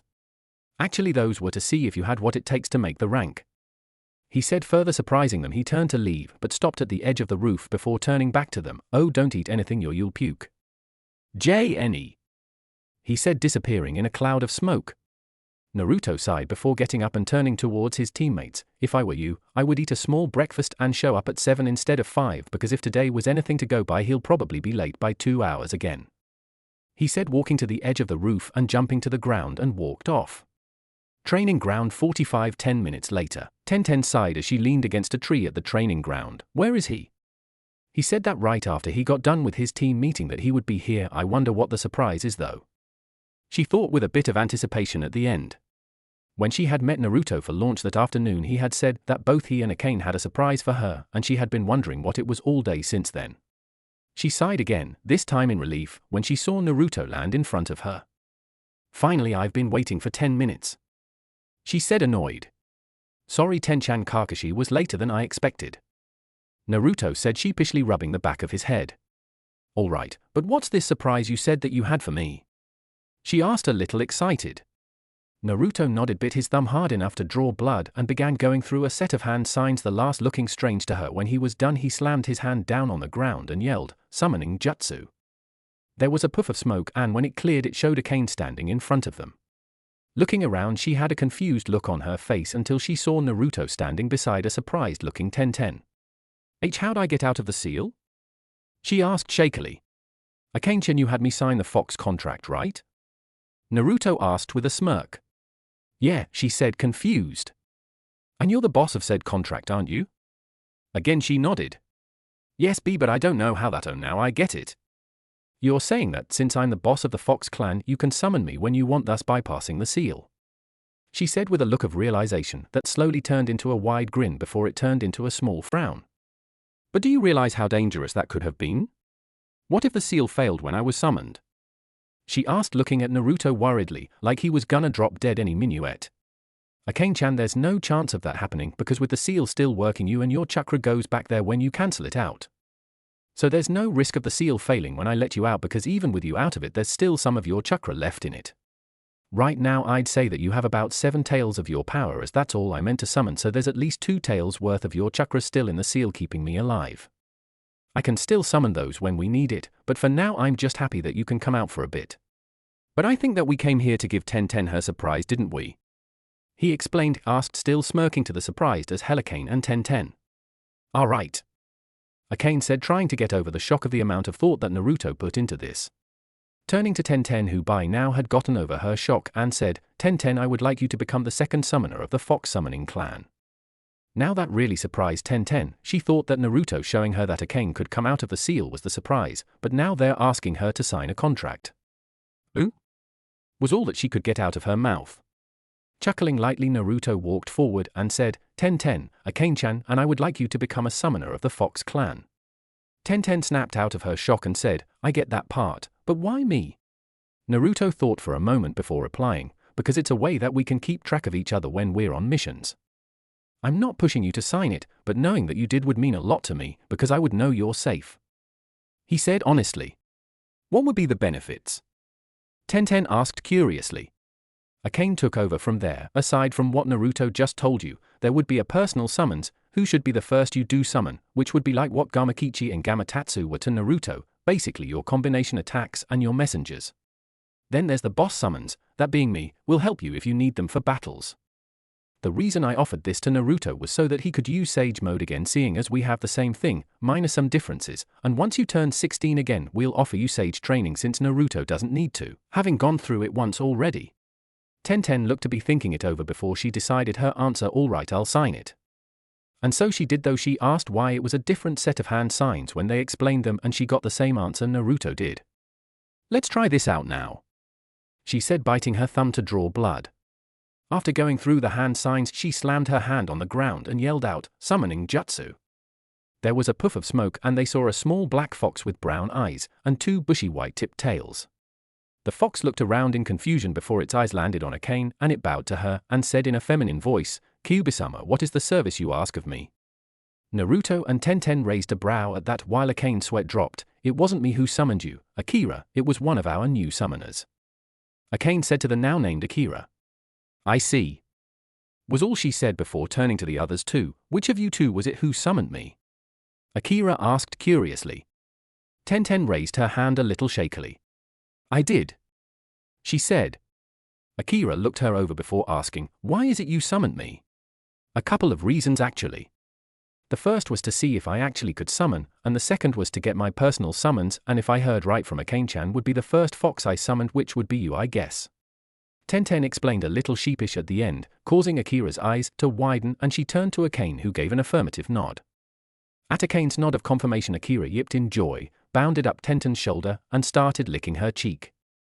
Her actions caused Tenten to giggle slightly because it tickled, and Naruto and Akane to sweat drop. Oh, okay, what's that about? Naruto asked Akane, who giggled at Akira's affection towards Tenten. Akira-chan has always wanted a summoner, and now that she has one, I guess that she can't control herself, she said. How do you know Akira then, Akane-chan? Naruto asked. He was wondering about the relation between the two. Akane took her eye off of the duo to answer, Akira's my little sister, she said sheepishly. Who? Naruto asked.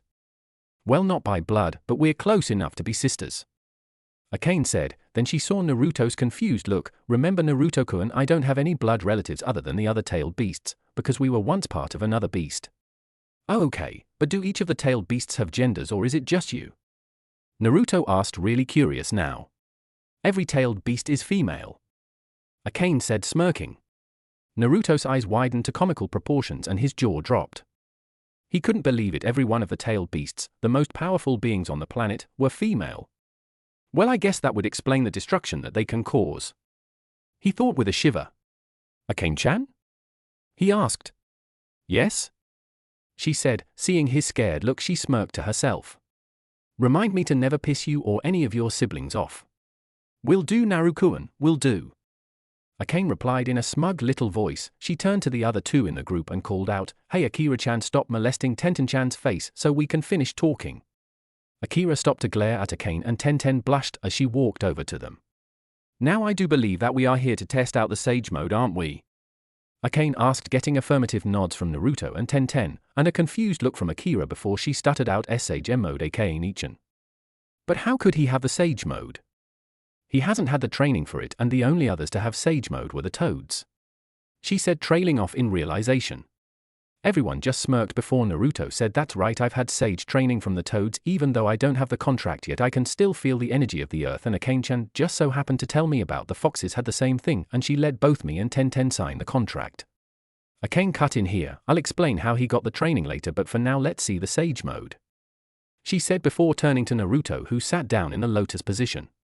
"Alright, I wanted to see if I can use the Rasen Shuriken as effectively as I had been able to anyway," he said, closing his eyes, clearing his mind of all things, and began to reach out and call upon the energy of the surrounding earth. "Rasen Shuriken?" Akira asked. The other two females just smirked and said that she would see. Naruto immediately felt the nature chakra react to his call, and it came to him and into his chakra network. As he balanced it out, he felt a little different than the toad version. He felt his canines lengthening, his hair getting wilder, and he bet that if he could look at himself from the side, then he would see his whisker marks becoming darker. He opened his eyes to see both Akane and Tenten looking at him like a fish out of water. Tenten's, Akira's, and Akane's point of view, when Naruto had stopped talking to meditate, the changes had been almost instantaneous. He gained a dark red pigment around his eyes, his hair became wilder, and his whiskers became darker. When he opened his eyes, they saw that they had changed from a cerulean blue to a blood red with slits for pupils. Something like his initial Jinchuriki state. They just stared each in their own thoughts. "That's what I would look like with the sage mode? Cool. Naruto-kun looks so feral right now. I wonder if no bad Tenten, you must not think pervy thoughts," were Tenten's thought that had suddenly turned from admiring to perverted, then to scolding. "Wow, that looks so cool. I wish I had sage training too," Akira thought, pouting before she caught a whiff of a strange smell that seemed to be coming from both Akane and Tenten. She had smelt that smell before. It was when some of the other foxes were in heat. Her eyes widened in realization yet again. No way, Akane-chan has chosen a mate. And if my nose isn't wrong, and it never is, Tenten has chosen him as hers too, she thought with a small smirk. So that's what it looks like.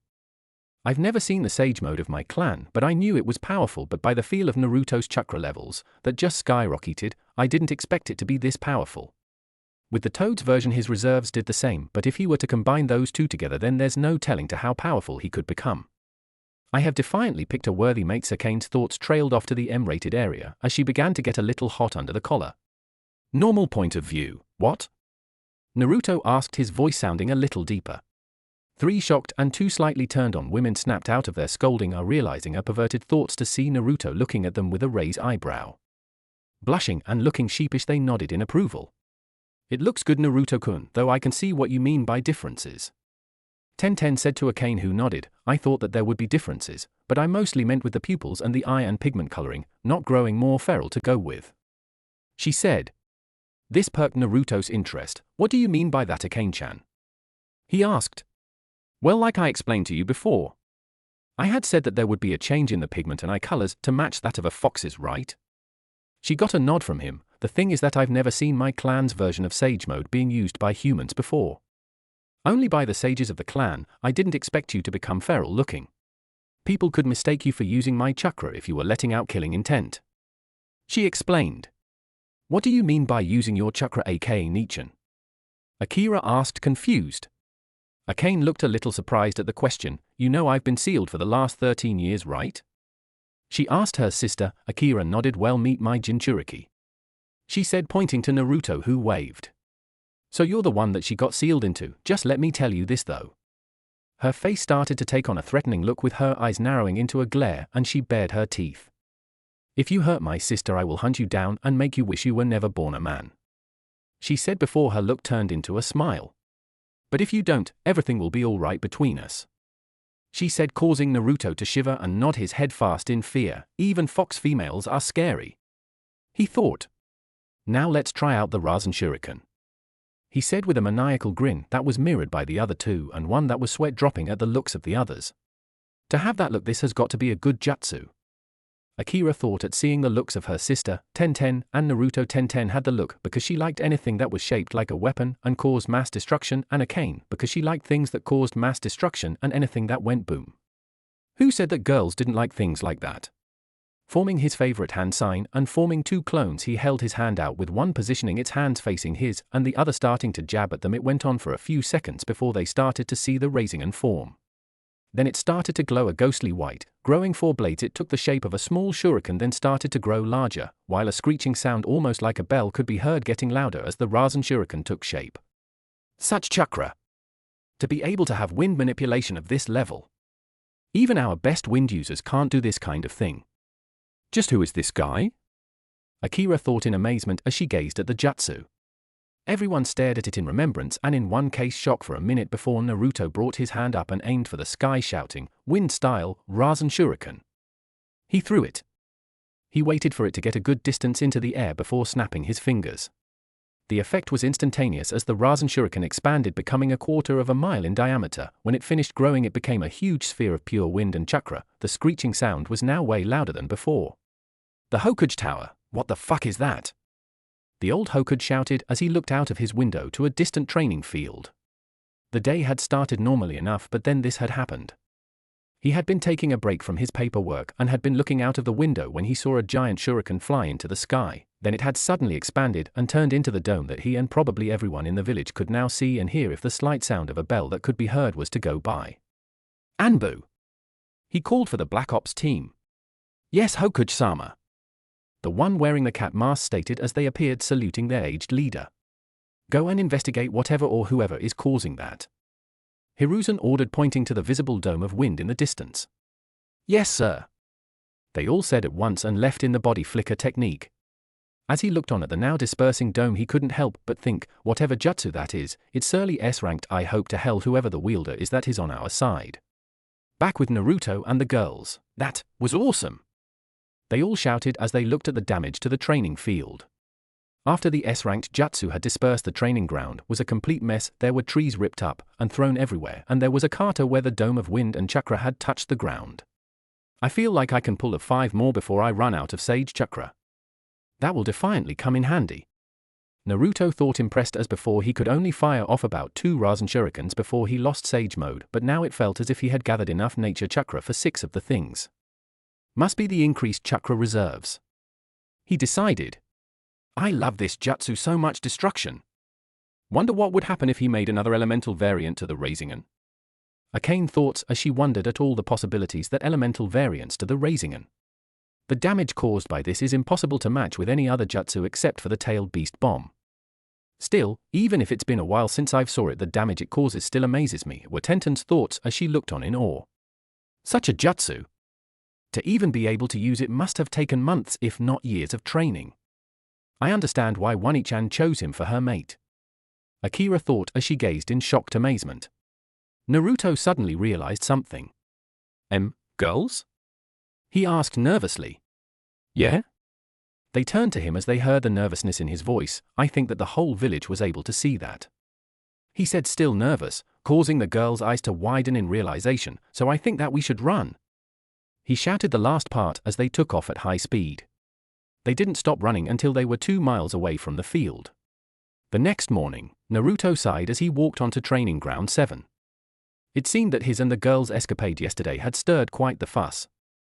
Every ninja he saw afterwards was heading towards the area. They had been lucky to get out of the area when they did, as 10 seconds later it would have been too late to escape. The girls had left him and Akane to go home a couple hours after, and Akane had gone back to the Mindscape after getting used to being outside again. He sighed again as he looked up to see Sasuke and Sakura sitting against a tree in the middle of the field. As soon as she had spotted him, Sakura jumped up and shouted, "Naruto-baka, you're late," and tried to punch him. And just like yesterday, he dodged it, grabbed her arm, and pinned it behind her back. What did I tell you about that? Naruto asked rhetorically, and as for me being late, Sensei isn't here at the moment, so as long as I'm here before Sensei is, then I'm not late to my Kakashi-sensei. He finished calling out to over by the trees. Kakashi, who had been observing his genin interacting with each other, was surprised when he had been called out. Snuffing out his surprise for now, he walked calmly out of the trees and over to his team. Naruto's right, Sakura. But I've got to ask, how is it that you knew I was there, Naruto? He asked as he stopped in front of them. Naruto simply smirked and replied, a good ninja never tells his secrets. Kakashi nodded his head, accepting the answer for now. Very well, your test is to. He reached into his hip pouch and brought out 2 bells. Get these bells from me. None of you will be able to pass without one. He said. Sensei, there's only 2 bells and there's 3 of us. Sakura pointed out. Yes, then it seems that only 2 of you will pass then. Kakashi said, surprising the 2 who didn't know. Now you must come at me with the intent to kill or you won't get them, understand? He asked. He got a nod from everyone. Good. Then let the test begin, he said. With that, all 3 disappeared into the surrounding forest. Kakashi sighed as he stood in the middle of the training field just after he started the test. Well, at least 2 of them are good at hiding, he thought. He could tell where Sasuke and Sakura were hiding, Sasuke being on a tree just at the beginning of the forest, and Sakura was in a bush to his left. What do they teach in the academy these days? How to get killed, he questioned. He could clearly see Sakura's pink hair. I wonder where the other one is though, Kakashi thought. He couldn't even sense Naruto's chakra. Naruto meanwhile was sitting in a tree a good distance away thinking about how he could possibly get his teammates to work with him. He had considered just letting them fail, but knew that in order for him to correct the timeline he would have to make sure that the team actually became a team. That meant that he would have to get his friends back and if possible save Sasuke from Orochimaru. He just had to think of how to get them to work with him at the moment. He sighed as he decided to just go with a repeat of something from the last time, though it won't be me getting the 1,000 years of death this time, he thought with an evil smirk. Kakashi was a little surprised when he saw Naruto walk calmly out of the trees. Stopping just a few feet away from his sensei, Naruto just stared at him and he stared right back. Naruto sighed again as he decided to break the ice. I know this test is about teamwork, Kakashi-sensei. Kakashi's eye widened at Naruto's statement. He knew what the test was about. So you figured it out, he stated. Yep, and I know more than you think, like how your teammate Obito Uchiha gave you that sharing and you hide behind your headband, Naruto said with a smirk. Kakashi was surprised even more than he had been the day before. First Naruto knew who his father was, now he knew his teammates were. Just who was this kid? How do you know all this? He stuttered. Well, as to how I know about my parents, I've met them well, Dad at least, Naruto said, surprising Kakashi more. And as to the Obito thing, do you honestly think that after finding out about my parents that I wouldn't research everything I could about them? He asked, deciding to start the impending fight by charging in, aiming a punch for Kakashi's face. How could you have met them? The last I checked, Minato-sensei, and Kushina died in the Kyuubi's attack the night you were born, Kakashi said, dodging the fist and retaliating with a kick to Naruto's side that connected and sent him skidding a meter away. Coming to a halt, Naruto created 4 clones that charged Kakashi with raised fists while he stayed back doing hand signs. Kakashi dodged a punch from the left and kicked the clone in the stomach, causing it to dispel. He jumped above a sweeping kick from the behind and threw a kunai behind him as he landed, dispelling the clone behind him, before punching an incoming clone, dispelling it. Seeing another clone coming from the front with a fist raised, he jumped back and dispelled it with a punch to the temple. Turning around, he saw that the last clone had a shuriken in its hand and was ready to throw it. Rushing in, Kakashi dispelled it with a punch to the side of the face. He was about to turn back to the original before he heard a voice calling out a jutsu from behind him. Wind style, great breakthrough. A giant blast of wind came surging forward. No way could a genin do elemental jutsu. It takes too much chakra, Kakashi thought in surprise as he was thrown towards a tree on the side of the field. When he hit, he went up in smoke and in his place was a smashed log. A substitution, Naruto thought in alarm before checking around him. If he's not to sides and not above me, then that means his were his thoughts before a hand caught his foot. Below, shouted a muffled voice from under the ground before he was dragged downwards. When the dust cleared, it showed Kakashi standing over Naruto, who was neck deep in the dirt, literally. Earth style, headhunter jutsu, Kakashi said before turning his attention to Naruto. Now would you mind answering my question? Kakashi asked. Naruto smirked. Sorry sensei, but I'm not the real one, he said. Kakashi's eye widened before the clone dispersed. His only thoughts were, how could a shadow clone make more clones? With the real Naruto had been trying to find Sasuke and Sakura, and had just found Sasuke when the clone he had fighting Kakashi dispelled. Holding his head at the income of the memories, he muttered, stupid clone, revealed too much. He looked up to see that Sasuke had been watching the fight between the clone and Kakashi with wide eyes. Thankfully he'd been too far away to hear what the fighters had said. Naruto just walked up and whispered, hey Sasuke. Said person jumped slightly and turned to him. Sasuke looked at Naruto with a glare. What do you want, Dobi? Naruto sighed. This is going to be difficult, he thought before speaking out loud. I thought that maybe we could set aside our differences and work together. Sasuke just stared before turning to walk away. You've got to be joking.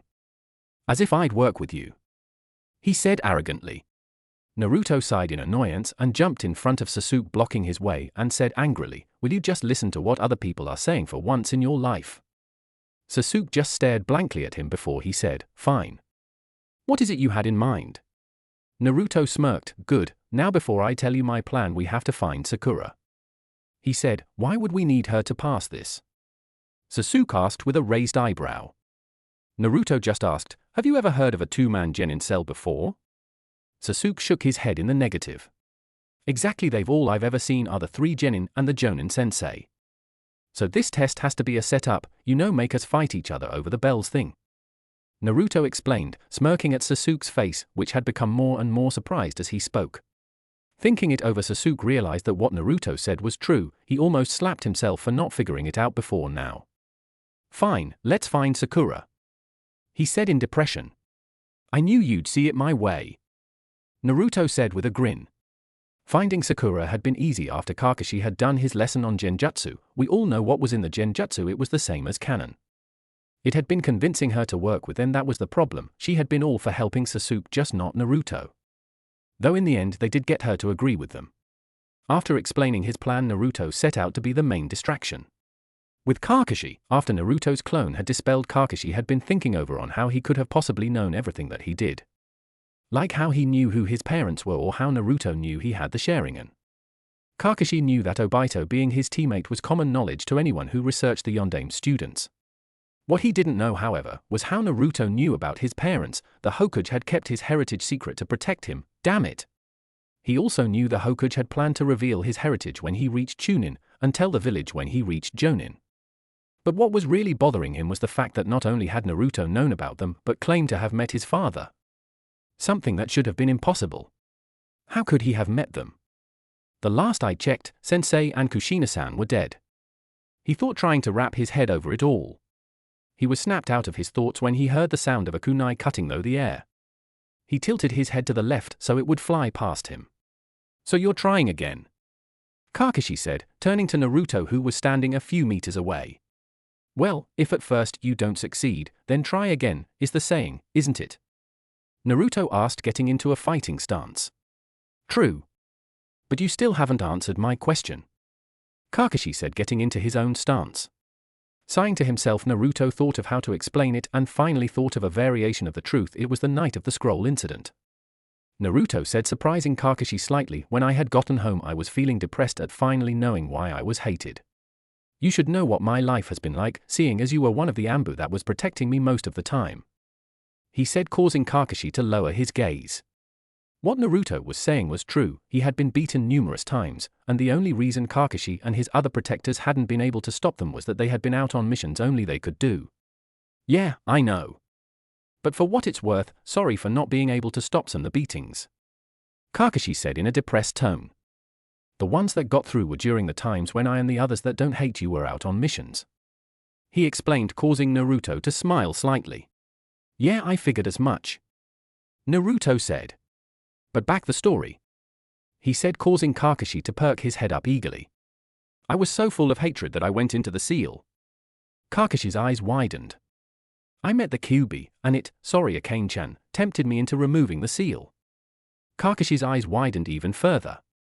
I almost did, but Dad stopped me, he said in remembrance. Kakashi's eyes now held confusion instead of surprise. Why you mean he stopped you? He asked in a disbelieving voice. Yeah, it surprised me too when I saw him, Naruto said with a smirk. But it turns out Dad had left the last of his and Mom's chakra in the seal in case it was ever close to breaking, he said, causing Kakashi to almost faint from shock. He told me who my mother was and the condition of how I'll meet her, but the most important thing that he told me was that he believes in me, Naruto said. One of the happiest grins Kakashi had ever seen adorned his face. Kakashi, while surprised, found himself chuckling. That is indeed what his sensei would do. So what was the condition for you to meet your mother? Kakashi asked. When I go to fight Kyuubi for its chakra. While he had been expecting many things, this was not one of them. Ooh? Was all that came out of a shocked Kakashi's mouth. You heard me, sensei, Naruto said. How can he expect you to fight the Kyuubi? Kakashi asked. Honestly, I don't know, but he'll burn that bridge when I come to it. Naruto said as if it didn't matter. Which in truth it didn't, because with Akane now out of the genjutsu, using her chakra would so much easier than it was before. Now that that's over with.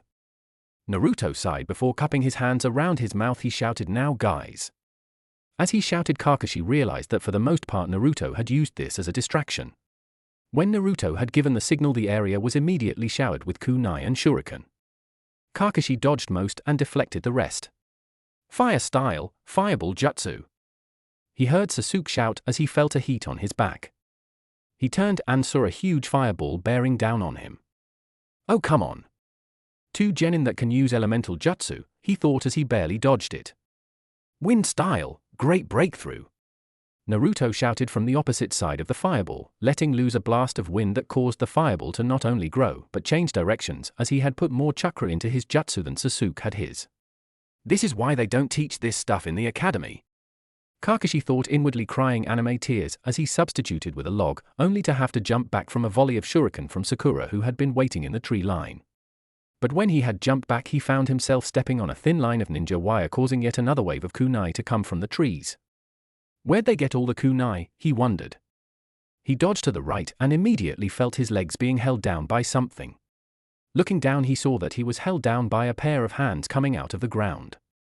That moment of distraction was all Naruto, Sasuke, and Sakura needed to rush in and tie him down with ninja wire.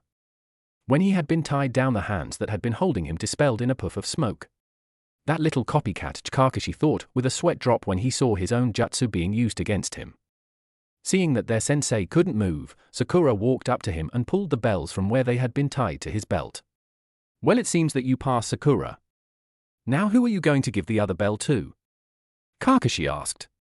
Looking between her to teammate, Sakura's inner personality was yelling at her to give it to Sasuke so they could be on the team alone and to send Naruto back to the academy. She sighed before throwing the bells down and said, as much as I hate the prospect of being on a team with Naruto Baka, I say that it's either we all pass or none of us pass. Sakura's answer surprised Kakashi slightly, but he looked past her to see Naruto and Sasuke nodding signally that they agreed. Is that your final answer? He asked in a dark voice as thunderclouds gathered. All three nodded defiantly to say that they were sticking to their answer. Very well, then you all pass, he said as the clouds went away. Naruto merely smirked as the other two were shocked. Ooh? Was all that would come from their mouths? Cue Kakashi's speech from canon. I'm just too lazy and tired to type it. Now meet up here at 9 so we can start our training and missions, Kakashi said. Though, Naruto, I would like to talk to you for a moment, Kakashi said to two of his students, surprise, before they walked off. They waited for a minute for them to walk a far enough distance so that they couldn't be heard. Okay, Kakashi-sensei, what is it that you needed me for? Naruto asked, though he had a feeling as to why. Kakashi sighed and asked, did you use all that for a distraction or were you telling the truth? Naruto's smirk could be seen from space. It was both. Though I don't even know why I told you to begin with, he said, and honestly it was the truth, he didn't know why he did. Kakashi just looked at him for a moment before shaking his head. Thank you for telling me this. It means a lot to know that a part of Minato-sensei was able to meet and talk to his son, if only for a bit, he said, truly happy. However, I have to ask, how is it that your clones were able to make clones? He asked. Normally clones didn't have enough chakra to do a high-powered jutsu. Naruto's had not only done a C-ranked wind jutsu, but made even more clones. That just wasn't possible. Naruto just smirked. You know I have more chakra than just about anybody in this village, don't you? Kakashi nodded. The chakra level I have is probably more than the old man's at this point. But since the chakra is split evenly, if I don't make more than 3 clones, they themselves can make clones. Though the memories of those go to the clones that made them, he said a bit sheepishly at the end. Kakashi's eyes were almost popping out of his head by the end of Naruto's explanation. Snapping out of his shock, he heard Naruto ask something he wasn't expecting. Sensei, if I could ask you to keep the fact that I know about my parents a secret from the old man, could you? Naruto asked nervously. Kakashi thought it over a bit before he sighed again. I could do that, but how much do you know about your father? Do you know about his jutsus? He asked. Naruto thought about how much he should let Kakashi know. Deciding that a little more information couldn't hurt, he replied, pretty much everything that was in the history books, and yes, I know and am able to preform the Rasengan. He said, causing Kakashi's eyes to widen in disbelief. Show me. He said, a little unsure. All right. Naruto said, holding his hand out, and formed a swirling sphere of chakra. Thankfully yesterday he and Tenten had been able to get their control up to the point that they had a pretty good level control over their massive reserves. Kakashi's eyes were even wider than they had been before, if that were possible. What? How is it that you're able to use that jutsu? He asked in a stutter. Do you really think that after find out the secret to the shadow clone that I wouldn't have looked up my father's jutsus and then use it to master them? Naruto asked with a smirk. When did you master it? Kakashi asked. I started working on it the day before yesterday. But I got it down yesterday, Naruto lied. Hey, he had to come up with something. Naruto's answer amazed Kakashi to no end. A Genin had mastered one of the hardest A-rank jutsus in 2 days. This kid is a genius to be able to get it down in that time frame. Kakashi thought in amazement. Sighing it again, to himself he nodded. Okay, I can keep this a secret, but could you do one thing for me? He asked. What's that? Naruto asked with a raised eyebrow. Untie me. He said, causing Naruto to sweat drop. Yeah, I can do that. Naruto said, cutting his sensei loose, and with that they parted ways. In the Hokage Tower, we find several of the Leaf Village's most prominent jonin standing before their aged leader. Among them was a woman that many men would kill just to look at, and many more women would kill to have her looks. She had dark hair, red eyes, and wore what could be described as bandages, with her left sleeve being red. She was Kurinai Yuhi, Konoha's Genjutsu mistress, and Ice Queen of Konoha. Another was a man with brown eyes and short black spiky hair. He had a V-shaped beard with a cigarette in his mouth. He wore a green Konoha flak jacket with black pants and black shinobi sandals. He also had a sash with the kanji fort fire on it. The man was known as Asuma Sarutobi, son of the third Hokage. They, along with all the other jonin, had one thing in common. They had all taken a team this year. Now they were waiting for one chronically late Kakashi Hatake. Well, we might as well begin, seeing as Kakashi won't be here for at least another hour, the old Koge said. So tell me, who has passed and who has failed? He asked. The jonin started to list off the teams. Team 1 fail. Team 2 fail. Team 3 fail. Team 4 fail. Team 5 fail. Team 6 fail. Kurinai was about to step up to state whether or not her team had passed or failed when there was a puff sound with a swirl of leaves and a plume of smoke that signaled a Shunshin and Kakashi came into view. There was a silence for a moment that was broken when Kakashi looked up from his book and said, Yo. Right on time, Kakashi, so tell us, did Team 7 pass or not? Hiruzen asked, a small bead of sweat forming on the back of his head. Team 7 pass. Kakashi said, surprising many with his answer until a random jonin spoke up. Well, that should have been obvious with Uchisama on the team. He said, causing many to nod with him until Kakashi broke their bubble. Actually, it was Naruto that figured out the purpose of the bell test. And it seems he saw through my lies about not eating and showing up early. He stated with a bit of pride in his voice. Kakashi's statement left many stunned. Naruto Uzumaki, the dead last of the academy, the one who failed the graduation exams twice, figured out the purpose of the bell test. It didn't seem possible to many of the ones there. The Hokage, though surprised, was nevertheless proud of his surrogate grandson. Very well, what is your assessment of Team 7 then? He asked, curious of how they all had done. Taking a moment to gather his thoughts, Kakashi told everyone how his team had worked. Starting off with Naruto, at first I thought that he would be the loudmouth brat that couldn't even use a jutsu right. But during the test, he showed that he was able to use his shadow clones to the fullest and was capable of using a C-ranked wind jutsu.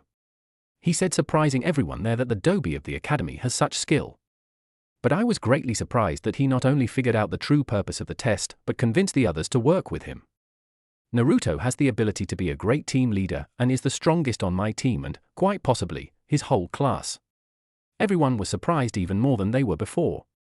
The so-called Dobi of the academy not only figured out the real purpose of the test, but somehow managed to get his teammates, who were the least likely ones that would, to work with him. He had the ability to lead, and, if what his sensei said was true, then he was the strongest not only in his team but possibly his class as well.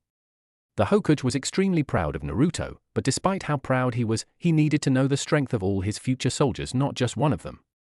And the others? The Sarutobi inquired. Again, Kakashi gathered his thoughts for a moment before speaking. Sasuke ultimately is an extremely talented genin, but he needs to learn how to work well with others. Kakashi stated, making the Hokage raise his eyebrow. How so? He asked. Well, while he is capable of working with others, he at first refused to work with Naruto at all. He only did so when Naruto pointed out the hints that I left for them. He informed the aged leader. But once he actually works with Naruto, it's almost flawless. Kakashi said with a little pride in his voice at his two male genin. And Sakura?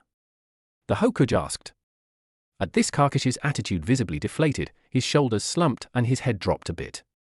The Hokage, seeing this, raised a brow. Something wrong, Kakashi? He asked. No, Hokage-sama, it's just that Sakura's performance. Kakashi trailed slightly at the end, trying to find the right words to say. Well, to put it nicely, it was disappointing. He said, surprising the others. Why is that? Her records from the academy said that she was ranked in the top of her class. The Hokage asked, said somewhat confused as to why Sakura's performance would be less than satisfactory. Then someone should go and check what exactly they're teaching then, because out of all the three on my team, she is the worst off. Kakashi said, crossing his arms. His blatant disapproval surprised many of the jonin in the room, though many of them secretly agreed with him. The Hokage, however, just chuckled lightly. It was about time someone other than him questioned what the academy was teaching. I'll look into it later, but for now, please, tell me how Sakura performed. Hiruzen said. Very well, Hokage-sama. Kakashi said before he started his assessment on his female student. As I said before, her performance was disappointing. From the very beginning, she was more worried for Sasuke than she was about herself passing the test. He said, making many of the jonin there frown and have one thought, oh great, a fangirl. I had sent a clone to observe them all before I had started fighting Naruto. It observed a Naruto clone convincing Sasuke, left after he had, and then it put Sakura in an E-ranked genjutsu, which should have been easy enough for her to get out of, but instead she screamed and passed out, alerting Naruto and Sasuke, who had been searching for her, to her position. After they had roused her, she immediately tried hitting Naruto after he suggested working together, saying, and I quote, Naruto Baka, why would Sasuke-kun or I work with you? After which, Sasuke pointed out what Naruto had to him earlier, and she immediately agreed with him like a loyal puppy. Kakashi stated in slight disgust, which no one could blame him for. Fangirls were, in many jonin's opinion, a worthless batch. How they even made it in the academy in their day was a mystery to many of them, but they knew how they had made it in this day and age, and that was because of the civilian council taking control of the academy curriculum in the aftermath of the Kyuubi attack, thus making it easier for their children to become ninja. Sakura didn't play that much of a role in the end, but what she did do was mostly with kunai and shuriken. Kakashi said, finishing his team assessment. Very well then, now that Team 7's assessment is done, we'll move on to Team 8. The Hokage said as Kakashi stepped back and Kurenai moved forward. Team 8 passes. Kurenai said with a smile. She went on to explain how her team passed with almost flawless teamwork and tracking skills. All that she really noted that needed work was Kiba's and Hinata's attitudes, Kiba being too brash needed to be toned down a bit, and Hinata being too shy needed a confidence boost. As she stepped back, Asuma stepped forward. Team 10 passes. He said with a wide grin. He explained how his team passed with excellent teamwork from years of working together when their families got together, and how they used basic Ino Shikacho formations. Alright then, Teams 7, 8, and 10 pass and Teams 1, 6 fail. Everyone is dismissed except for Kakashi. The age-challenged Koge said. Everyone minus Kakashi, who had a questioning look left. What is it you need of me, Hokage-sama? Kakashi asked in a serious voice.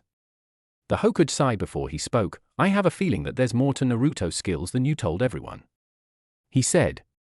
Kakashi was a little surprised before he sighed. Yeah, he's a lot more skilled than I led everyone to believe, but he has asked me to keep most of what he revealed to me a secret from everyone. Though I must admit, he surprised even me with how much he knows and what he's capable of.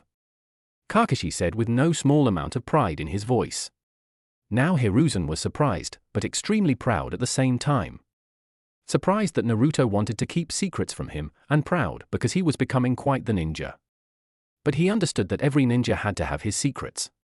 He chuckled at how well Naruto was coming along. Very well, but what can you tell me about his skills and how would you place him? He asked. Kakashi just smirked. I can't tell you anything about his skills, but what I can say is that you will be very surprised when you see him in the next Chunin exams. he said, surprising the Hokage at his admittance that he would be entering them into the exams. But overall, I would say that what he showed me was at least high Chunin, maybe low Jonin level. He said, further surprising the Sarutobi. This was a newly graduated genin they were talking about here, so how on earth could he be that strong so soon after graduation? If only they knew, eh? Are you serious, Kakashi? Even if he's had years to train, he couldn't have gotten that strong. He stuttered in surprise. Kakashi just smirked again. What was the jutsu that he recently came across, Hokage-sama? Kakashi asked in an amused voice. The Kage's eyes widened in realization. The shadow clone? He asked in amazement. Kakashi nodded. Exactly. My guess is that he was keeping a list of jutsu that he was studying for years, and since he recently got the jutsu and knew the benefits, he spent the day off that he had before team assignments to train in them all. Kakashi stated. Now the Hokage's eyes were wide open with how Naruto used the shadow clones as only he, as far as he knew, could. He chuckled again, nodding. Very well then, Kakashi, you may leave. But do inform me on how your team is doing, especially on how Naruto improves. He said. Kakashi nodded and snapped a salute to his leader before shining out of the office. With Naruto was waiting for Tenten on a training field that they had decided to use after the incident with the Rasen Shuriken. What were we thinking trying that? The training ground that we were using hasn't been empty since. And he was right, it hadn't. The Anbu had roped off the area and hadn't let anyone in. It wasn't my idea, Naruto-kun, it was yours. Akane said in an innocent voice, making Naruto's sweat drop. Now that's not fair, Akane-chan, he whined. You were all for the idea before we had to run for it. He thought to her, and he could almost feel her pouting at him, causing a smirk to form on his face. I could withdraw the contract and let you fend for yourself until you get the Toad contract, you know.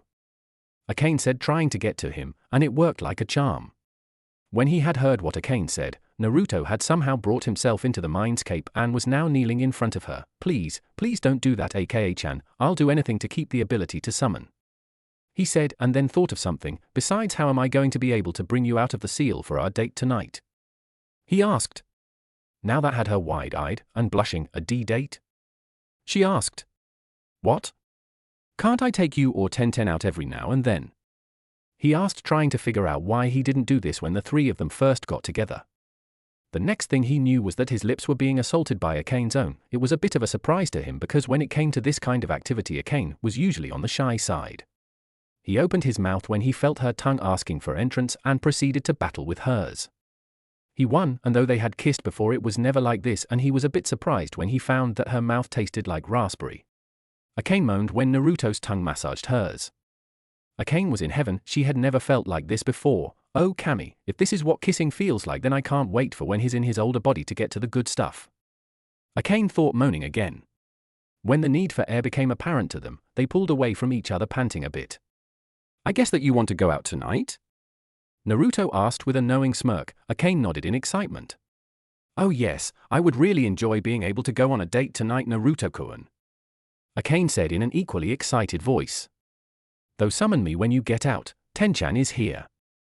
She said, sensing her fellow Naruto lover coming onto the training ground and pushing the blonde to the real world. When Naruto opened his eyes, the first thing he saw was the smiling face of Tenten close to his. Hey Tenchan, what's up? He asked, smiling at her. Not much, just that I've been waiting to do this since this morning. She said before closing the gap to claim his lips in a passionate kiss. Naruto's eyes once again widened in surprise before he smirked into it and began a battle for dominance. They only stopped because of the need to breath became too much. Pulling back just a bit, he smiled even more. How did I ever get this lucky? He muttered mostly to himself, but Tenten still heard it. Don't know, you're just lucky, I guess. She said with a small grin of her own. Not that I don't mind the meet and greet, but I do believe that you have to ask her something, Naruto. Akane said in Naruto's head, making him nod to her as he stepped back from Tenten, bit his thumb and went through the hands, slammed his hand down, and in a puff of smoke Akane was standing before them with a smirk. Turning to Naruto, she smirked more. Don't you have something to ask her? Akane asked, making Tenten look at them with some confusion. Right. He said before walking up to Tenten and gently grasped her hands in his. Tenten, would you do me the honor of taking you and Akane-chan out to dinner tonight? He asked in a low tone. Tenten's face was as red as a tomato. Naruto-kun's asking me out, she thought in shock and embarrassment, understandable, because this would be the first date she had ever gone on. She snapped out of her thoughts. She saw Naruto's face close to hers with a concerned look. You okay, Ten-chan? He asked, his concern seeping in his voice. Why, yeah, I'm fine. Tenten said, still blushing, and of course you can take me out to dinner. She said happily with a large grin. Good. Then he'll pick us up here at 7 tonight then.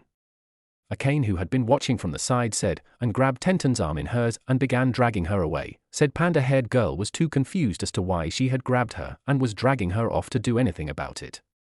Hey, what about training? Naruto called after them. Yeah, don't we have to train? Tenten asked, coming out of her confusion. Not today, we don't. We have to get ready for our date tonight. I don't know about Tenten, but I could use a few more outfits than what I'm usually wearing. She said, referring to the blue kimono she had on. So we're going to spend this time shopping. She finished walking off the field, Tenten still held tightly in her grasp. Naruto just stared after them leaving until they were out of his sight. He sighed when he couldn't see them. Girls are weird, he said before heading out to get reservations and to shop for his own clothes. With Akane and Tenten an hour later, it had taken a while to get to the nearest clothing store from the training ground they had been at. Was it really a good idea to just leave him without letting him know where we're going? Tenten asked, looking over some of the clothes in her size that the store had to offer. Akane, who was inside the changing room trying on something that she had found, smirked. I figured that we could let him do his own shopping and to get reservations somewhere, she said, and then she poked her head out from behind the curtain. Though I think that we should go over who else is going to be with Naruto-kun. Tenten, who had looked up when Akane had spoken, said, yeah, I've been thinking about that too, and I've got an idea on who else there should be. Oh? Do tell. Akane said with a raised brow. Well, you know that Naruto-kun saved Gaia from her own tailed beast, right? She asked, making Akane nod, and from the look that I saw her give him when we revived her, she might like him romantically, though we'd have to find a way to save her from the one-tails again. Tenten said with a thoughtful look at the end. Akane looked thoughtful as well before her look turned into a grin. I think I might know who else would like him, provided that we can introduce them when he goes on that mission to Takagakure Hidden Waterfall Village, she said, making Tenten look at her in confusion. Who would that be? The only person Naruto knows from that village is Shibuki. So who could you be meaning? She asked, confused, making Akane's grin widen. Gaia isn't the only female Jinchuriki, she said, making Tenten eyes widen. Taki happens to have one of their own, and it just so happens that said Jinchuriki is female. Akane finished, causing Tenten to realize what she meant. So you're saying that we should get Taki's Jinchuriki together with Naruto-kun? Tenten asked curiously. Akane nodded before her head went back into the room. Yeah, and if what I've heard from Shichibi is right, she's had a similar time to what Naruto-kun's had to being a Jinchuriki, she stated in a low voice in the end. Tenten's head dipped in sadness, remembering what Naruto's life had been like. If someone else's had been like that, then she could see why Akane would want to get her with him. Her head shot up in realization when she thought back to what Akane said. What do you mean by what I've heard from Shichibi? She asked, confused. Her question made Akane blink for a moment before she realized what she meant. Oh, didn't I mention that we tailed beasts can communicate with each other? She said, popping her head out from behind the curtain again. She saw Tenten shake her head to the negative and she sighed. Yeah, I probably should have told you guys sooner. But since we were born from the same being, we have mental connections to each other and can communicate every now and then, she said, pulling back the curtain to reveal what she had chosen to wear for the night. Seeing what Akane had won made Tenten's eyes widen before she smirked. Akane-chan, I do believe that what you have on will wow Naruto-kun tonight, she said, and then her look turned to contemplative. Now all we have to do is find something for E to wear, she said, looking around the room full of kimonos, with Naruto just outside of the training field. Naruto gulped nervously as he walked up to the training field. He was wearing a formal black kimono that had a design of a red nine-tailed fox sitting on the back with its tail spread out behind it. He had been worrying about how the girls would react to what he had planned for the night. He just hoped that they liked it. But his thoughts were cut off when he spotted the two waiting for him, and his eyes widened when he saw what they had on, and all he could say was, beautiful. Tenten was wearing a purple kimono that had flower petals on it. Her outfit had a small V-neck that showed just enough cleavage to make his eyes drawn to it, but not overly so. Her hair, which had been in her twin buns earlier that day, had been let down and braided into two braids that went to her mid-back.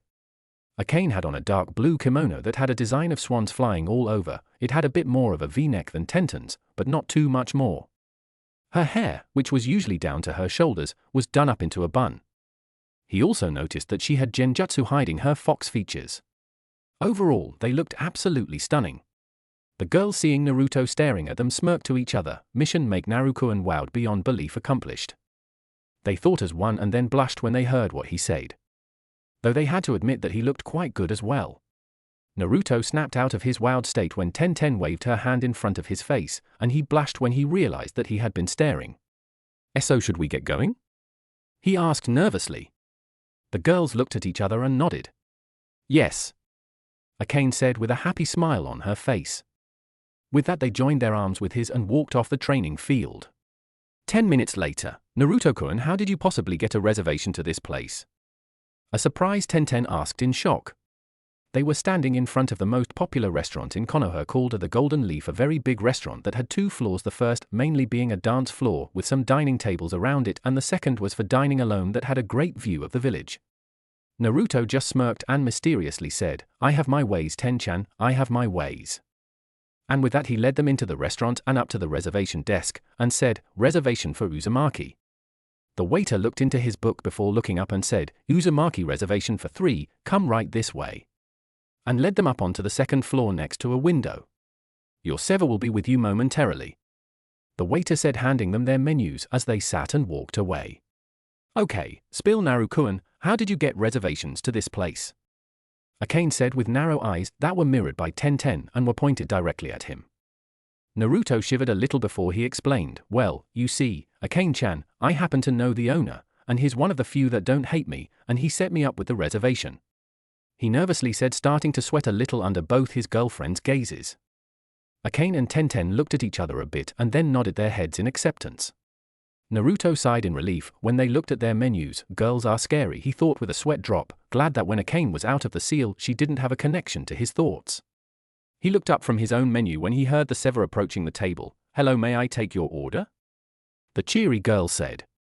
"Yes, I would like the gyoza, with a side of miso soup and some sencha green tea to drink," Tenten said, placing her menu on the table. "Some tempura, with a side of fried rice, and gyokuro tea to drink please," Akane said, putting her menu down on Tenten's. "Yakizakana, a side of yakisoba, with maca tea for the drink," Naruto said, handing the server all of the menus. The server wrote their orders down and nodded with a smile never leaving her face. "Very well, your meals will be ready momentarily," she said, and walked away. "So Naruto-kun," Akane started, making him look at her. "How did you meet the owner?" she asked, causing Tenten to perk up in curiosity. She was as curious as Akane was. Naruto took a moment to remember how he met the man before speaking. "Well, I met Kagura-san when I was digging through the trash looking for food. He had been taking the trash out for the day and saw me. He didn't hate me, so he ended up feeding and sheltering me for the night. The next morning he took me to see the Hokage. Oddly enough, the next day I got my apartment. I repaid him with the occasional odd job here and there," he said in remembrance with a small smile on his face. Akane and Tenten, who had looked down at his reference to his past, could only think, he looks like he's at peace right now.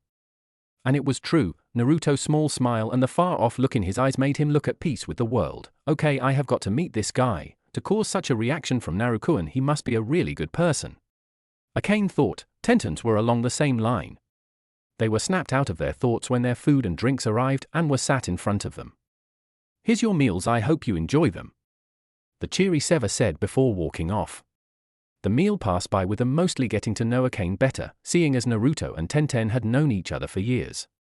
They learned even though she was the strongest of the tailed beasts in the beginning, there were some of the others that thought that she couldn't handle the position, but were quickly put in their place when she had demonstrated her power. And that the reason that the Kitsune clan had never had a summoner up till now was mostly to her being sealed for the last 100 years or so, and both Maito and Kushina had both had summoning contracts that weren't allied to them, making it near impossible for them to sign it. What Akane learned from Tenten was that she liked every kind of weapon there was and one day hoped to have wielded them all. She also learned that Tenten hoped to one day settle down and raise a family just like Naruto did, and said Blonde was left a blushing mess when she said that it was him that she hoped it was with, to which Akane just smirked and reminded her that she would be the one getting him first, further embarrassing him. They knew Naruto already won, having been sealed inside of him and having gone through most of his memories, not the bad ones, the good ones. She still doesn't know how bad it got sometimes, and the other being with him for the better part of 14 years, counting before they came back in time, so they just asked what he planned on doing this time around. He explained what he planned on doing, for instance saving Jiji, stopping Orochimaru from giving Sasuke the curse seal and hopefully saving the one that had once been his friend. Why would you want to save that asshole? Especially after all he's done? Tenten asked. Tenten, when you stop and think about it, that was a Sasuke that doesn't exist yet, so if I can stop him from getting the curse mark, then I can stop him from defecting from the village. Naruto explained with a sigh at the beginning. Tenten realized what he meant by that and accepted his answer, but not before she had her say in it. Okay, I get that, Naruto-kun, but if you can't, then please promise me that you'll kill him before everything gets out of hand again. I would hate to see all the hard work that we're putting into this go to waste. She asked with worry-filled eyes, Akane nodding in agreement. Naruto nodded his head in acceptance before he stood up from his empty plate and held his hands out to both of them. Now that that is done, would either of you like to dance? He asked, making them both blush but grow grins and accept his invitation. Yes, let's dance. They both said, grasping a hand each. Naruto smiled as he led them to the dance floor, once again thinking, how in the world did I get this lucky? The rest of the night was filled with laughter and dancing. The forests of Konoha were calm, and a lone butterfly was minding its own business. That is until a black mass came out of the bush and started chasing it around the clearing. Little did the creature know, but it was being watched by 3 genin and 1 jonin, the genin there to capture it and the jonin to just watch the show. The sound of static was heard before a lazy-sounding voice came through the radio. Report on your positions around target. It commanded. This is Raven, I'm in the bush to the right. A voice replied. Cherry Blossoms, I'm behind the tree from the back. A feminine voice sounded. Fox here, in the tree on the left. Another one said. All right, proceed with the mission. With the signal to go, the 3 genin jumped into the clearing and headed for the momentarily stunned black mass that was now revealed to be a cat with a ribbon tied to its right ear. When the cat realized what was going on, it immediately jumped onto the nearest one of the now revealed 3 genin of Team 7, which just so happened to be Sasuke, and started to claw his face off. Ah! Get this damn cat off me! The surprised genin shouted, flailing around in pain. When Naruto saw this, he almost started laughing at the hilarity. The last time he took this mission, he had been the one to be scratched to hell. In his mind, however, Akane was laughing her ass off. Ha ha ha. Now this is what I call entertainment. When Sakura saw Sasuke in his current state of being mauled, she screeched, "You dumb cat, get off my Sasuke Kun." Seriously, I felt myself losing years off my life writing that, and jumped the cat from hell just as he jumped off Sasuke to meet her in midair. And with that, a dust cloud that had fists, legs, paws, and the occasional tuft of hair or fur coming out of it formed, making Naruto, Akane, Sasuke, who was still on the ground covered in scratches, and the distantly watching Kakashi sweat drop, all the while thinking one same thought: this is why one is to avoid getting fangirls. They're just too damn crazy. Naruto, seeing the condition that Sasuke was in, went over to help him up. You all right? He asked, holding out his hand for the Ucha to take. Sasuke just looked at his hand for a moment before taking it. Yeah, I'm all right. Just wish that we could have been teamed up with someone else other than her. He said, pointing to the cloud. That loud hisses and shouts could now be heard from inside, making Naruto nod, releasing a sigh in depression. I know what you mean. Out of all the people to have on our team, it had to be a rabid fangirl. He said, making Sasuke release a depressed sigh of his own. Though I do have an idea. Naruto started, making Sasuke look at him in curiosity. We could put these two into the underground fighting competitions. I bet we could make a killing. He said with a thoughtful expression that was mirrored by Sasuke, before they took one look at each other and burst out laughing. Over the last month, since Naruto had come back in time, he had managed to get Sasuke to open up more than he had in the year that they had been a team the first time around, and he could honestly say that he had his brother in everything but blood back. Though unknown to Naruto, unknown to Akane and Proxy Tenten from the times that they got together and sent Naruto away so they could have some girl time, aka to plan on who else was going to be in his harem, Akane had sent someone following them since the incident with the Rasen Shuriken, and the two of them had sent shadow clones to investigate whoever it was, and had been surprised that it had been a purple-haired, trench-coat-wearing Ice Queen. And from the smell that Akane got, she was heavily aroused whenever Naruto took off his shirt. The few times the 3 of them got to train together in secret. The 2 female time travelers could tell that they would do good together due to them both having similar pasts, but the stalking part was getting annoying, and they wondered why Naruto hadn't picked up on it yet. So they decided that they'd wait till the time was right to confront her about why she was stalking them. But back to the story. Calming down from his laughter, Naruto looked to Sasuke and asked, should we help her, or leave her be? Sasuke, also calming down, looked at the cloud that had now started to move towards them and was a little too close for comfort. I don't think we have a choice, was all that he managed to say before they were both sucked into it and more fists, legs and hair were flying around the cloud, with curses being thrown around every so often. Kakashi, who had been marveling at the fact that his two male genin had been getting along the last month or so, sweat dropped when they were sucked into the cloud of violence, and jumped down to stop them from being hurt any further than they had been. Coughing into his hand to gather the three genins and the cat's attention. They stopped, and he was treated to the very amusing sight of Naruto having the cat in a headlock and had his fist raised to punch said cat's head. Sakura was biting him on the arm the cat was restrained in and a foot resting just in front of the cat's chest. Sasuke had a foot raised to kick her and a hand pulling the cat's tail. The three genin realized what they were doing and stood to attention minus Naruto, who still had the cat restrained by holding it by the scruff of the neck, and even then it was flailing around trying to get to him. Well, seeing that the target is restrained, mission capture Tora the cat, complete again. Kakashi sighed at the end. 10 minutes later. Kami, I hate this cat. Why can't we kill it? Sasuke asked, now holding the cage that held the angry form of Tora the cat. Kakashi had to admit that it was really tempting, but they couldn't, and he sighed before explaining it to his genin. Because Sasuke, that cat is the pet of the Fire Lord's wife, and seeing as the Fire Lord sends missions to Konoha, we can't kill it for fear of losing his favor even if it is tempting. He whispered the last part and shivered when he remembered his time as a genin with this mission. Bad memories. Naruto, having heard this before, just tuned it out and started talking to Akane. So Akane, why did you have me summon you and then run off without telling me anything? He asked, still confused as to why she acted that way a few days back. Oh, I had just realized that I was late meeting Tenchan for some girl time is all. She said, sheepishly rubbing the back of her head, not that he could see it. Naruto sighed but accepted it nonetheless, seeing as it would probably be the best that he would get out of her. Okay, but something's been bothering me, he thought, causing Akane to raise an eyebrow. What? Just that the three of us haven't been able to train together all that much since the team placements, and just how are we going to be able to train in secret again with training ground 45 still closed off? I mean, we can't just go into the forest of death. He thought to her. We'll think of something, Naruto-kun, and once we do, I'll start teaching you both some of my original jutsus. Since you both started making your own, both you and Tenten now have a good arsenal of well-known and original techniques. She said, causing Naruto to almost trip in mid-step. It had been a while since Akane had said that she was going to teach them some of her original moves, and they were pretty damn excited to learn them. What are you going to teach us?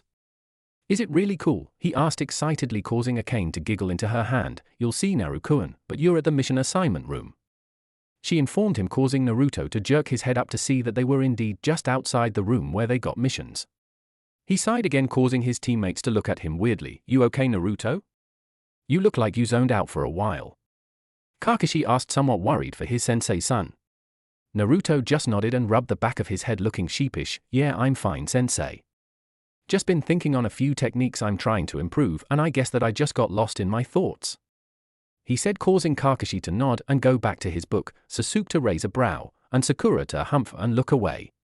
Kakashi, even though he nodded, couldn't help but wonder what the techniques Naruto wanted to improve were. His eyes widened in disbelief when he thought of something. Could that technique that looked like a shuriken have been him? Sensei had wanted to complete the Rasengan, but couldn't find a way of adding his affinity to it. If that was Naruto, then he should be at Jonin level in skill and nature manipulation, seeing as it was obviously made of wind. I'll have to check these guys' affinities later, so for now it's just speculation. He thought, keeping his eyes on Naruto, who had stepped in front of him to open the door to the mission room. Naruto hesitated slightly when he went to open the door. This is it. Time to face Jiji. I hope I can act up in front of him. He thought nervously. He opened the door and immediately felt his eyes burn with tears upon seeing the man who had been like a grandfather to him sitting behind his desk. Naruto quickly composed himself as he stepped into the room and stood beside the rest of the team. Kakashi, who had seen the way Naruto and briefly froze as he walked into the room and filed it away for later, walked up to stand next to his team. Mission, capture Tora the cat, complete, Hokage-sama. He said lazily while his nose was buried in his book. The old Kage sighed at Kakashi's lazy posture but smiled at seeing his surrogate grandson and his new look. It seems that he's taking things seriously now. Especially since he got rid of the jumpsuit. Very good Team 7, you broke the old record of 3 hours and 50 minutes and brought it to 2 hours and 14 minutes. Now, Iruka, he said first to the team, and then addressed the scared Chunin beside him who snapped to attention. Would you mind informing the client that her cat has been found again? He said, and like Kakashi whispered at the end, causing everyone in the room to sweat drop. Really, just how long has this cat lived, was the general thought everyone in the room, as even the Hokage had bad memories of the capture Tora mission. Yes, Hokage-sama, Iruka said. He got up and headed out of the room to inform the Fire Lord's wife, and almost the instant that he left there was a loud yell of, Tora! And the door to the room was almost knocked off the hinges as a fatter large woman came running into the room, snatched the cage off the table where Sasuke had set it, grabbed Tora and hugged her, crushed the yowling cat into her bosom. Said cat was trying to claw her way out of its owner's overly affectionate, well, she thought it was, grip, while screeching at the top of its lungs, begging for someone to rescue it. Seeing this, the genin had varying thoughts to Tora's pain. Yes, squeeze that thing, were Sasuke's thoughts, and he had the evil look and insane laugh to go with it. Even if I hate that cat, someone shouldn't be doing that, Naruto thought, looking at Tora with sympathy. He never really liked the cat, but even he wouldn't do that to it. I wonder if Sasuke-kun would like. Do you even have to guess what was going on in Sakura's mind? After the Fire Lord's wife had left the room, the Hokage addressed Team 7 as he went through the D-rank pile on his desk. If you feel like you can take more missions, we have dog walking, babysitting, fence painting, or if Tora come back, catching the cat again, he said with a sweat drop.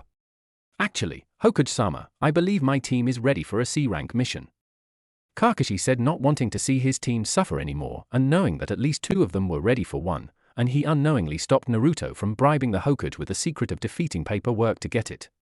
Sarutobi, however, just looked at the Jonin before he asked, are you sure, Kakashi? I know that your team has taken the required number of D ranks, but they did graduate just under a month ago. Yes, Hokage-sama, I believe that they are ready to have a low C rank at the very least, he said. Sarutobi looked over at the team that was gathered on the side of the room. Naruto and Sasuke were talking quietly in the corner, and Sakura was staring at Sasuke. Well, at least 2 of them look ready for it. Sakura, however, doesn't, he thought before nodding his head. All right, I'll allow it, but I wish to have a word with you later, he said, and Kakashi nodded in understanding. Iruka's questioning the decision to send Team 7. Sarutobi turned to Iruka again and asked, could you send Tazuna in? Iruka nodded and left the room and came back a moment later with an old man that smelled heavily of alcohol. Said man looked at the now standing to attention team and snorted, I asked for a team to protect me, not for a bunch of kids. The one with the blonde hair and the one in blue look okay, but the pink one looks like something that not even a dead thing would eat, he said, causing the 2 male members of Team 7 to snicker and Sakura to try to punch him, but was held back by Kakashi, who bent down and whispered in her ear, you know, Sakura, we can't go around killing our clients, it's bad for business. When she reluctantly nodded, he stood up and said to Tazuna, Tazuna-san, I am a Jonin, so I'll be able to handle anything that my students can't, and just so you know, the boys of my team are among the most skilled in the village, so there should be no worries. With Kakashi's reassurance, Tazuna nodded in acceptance. Very well, we'll leave in the morning, meet at the North Gate at 8 a.m. sharp, Kakashi said, both to his team and Tazuna, waving them out the door.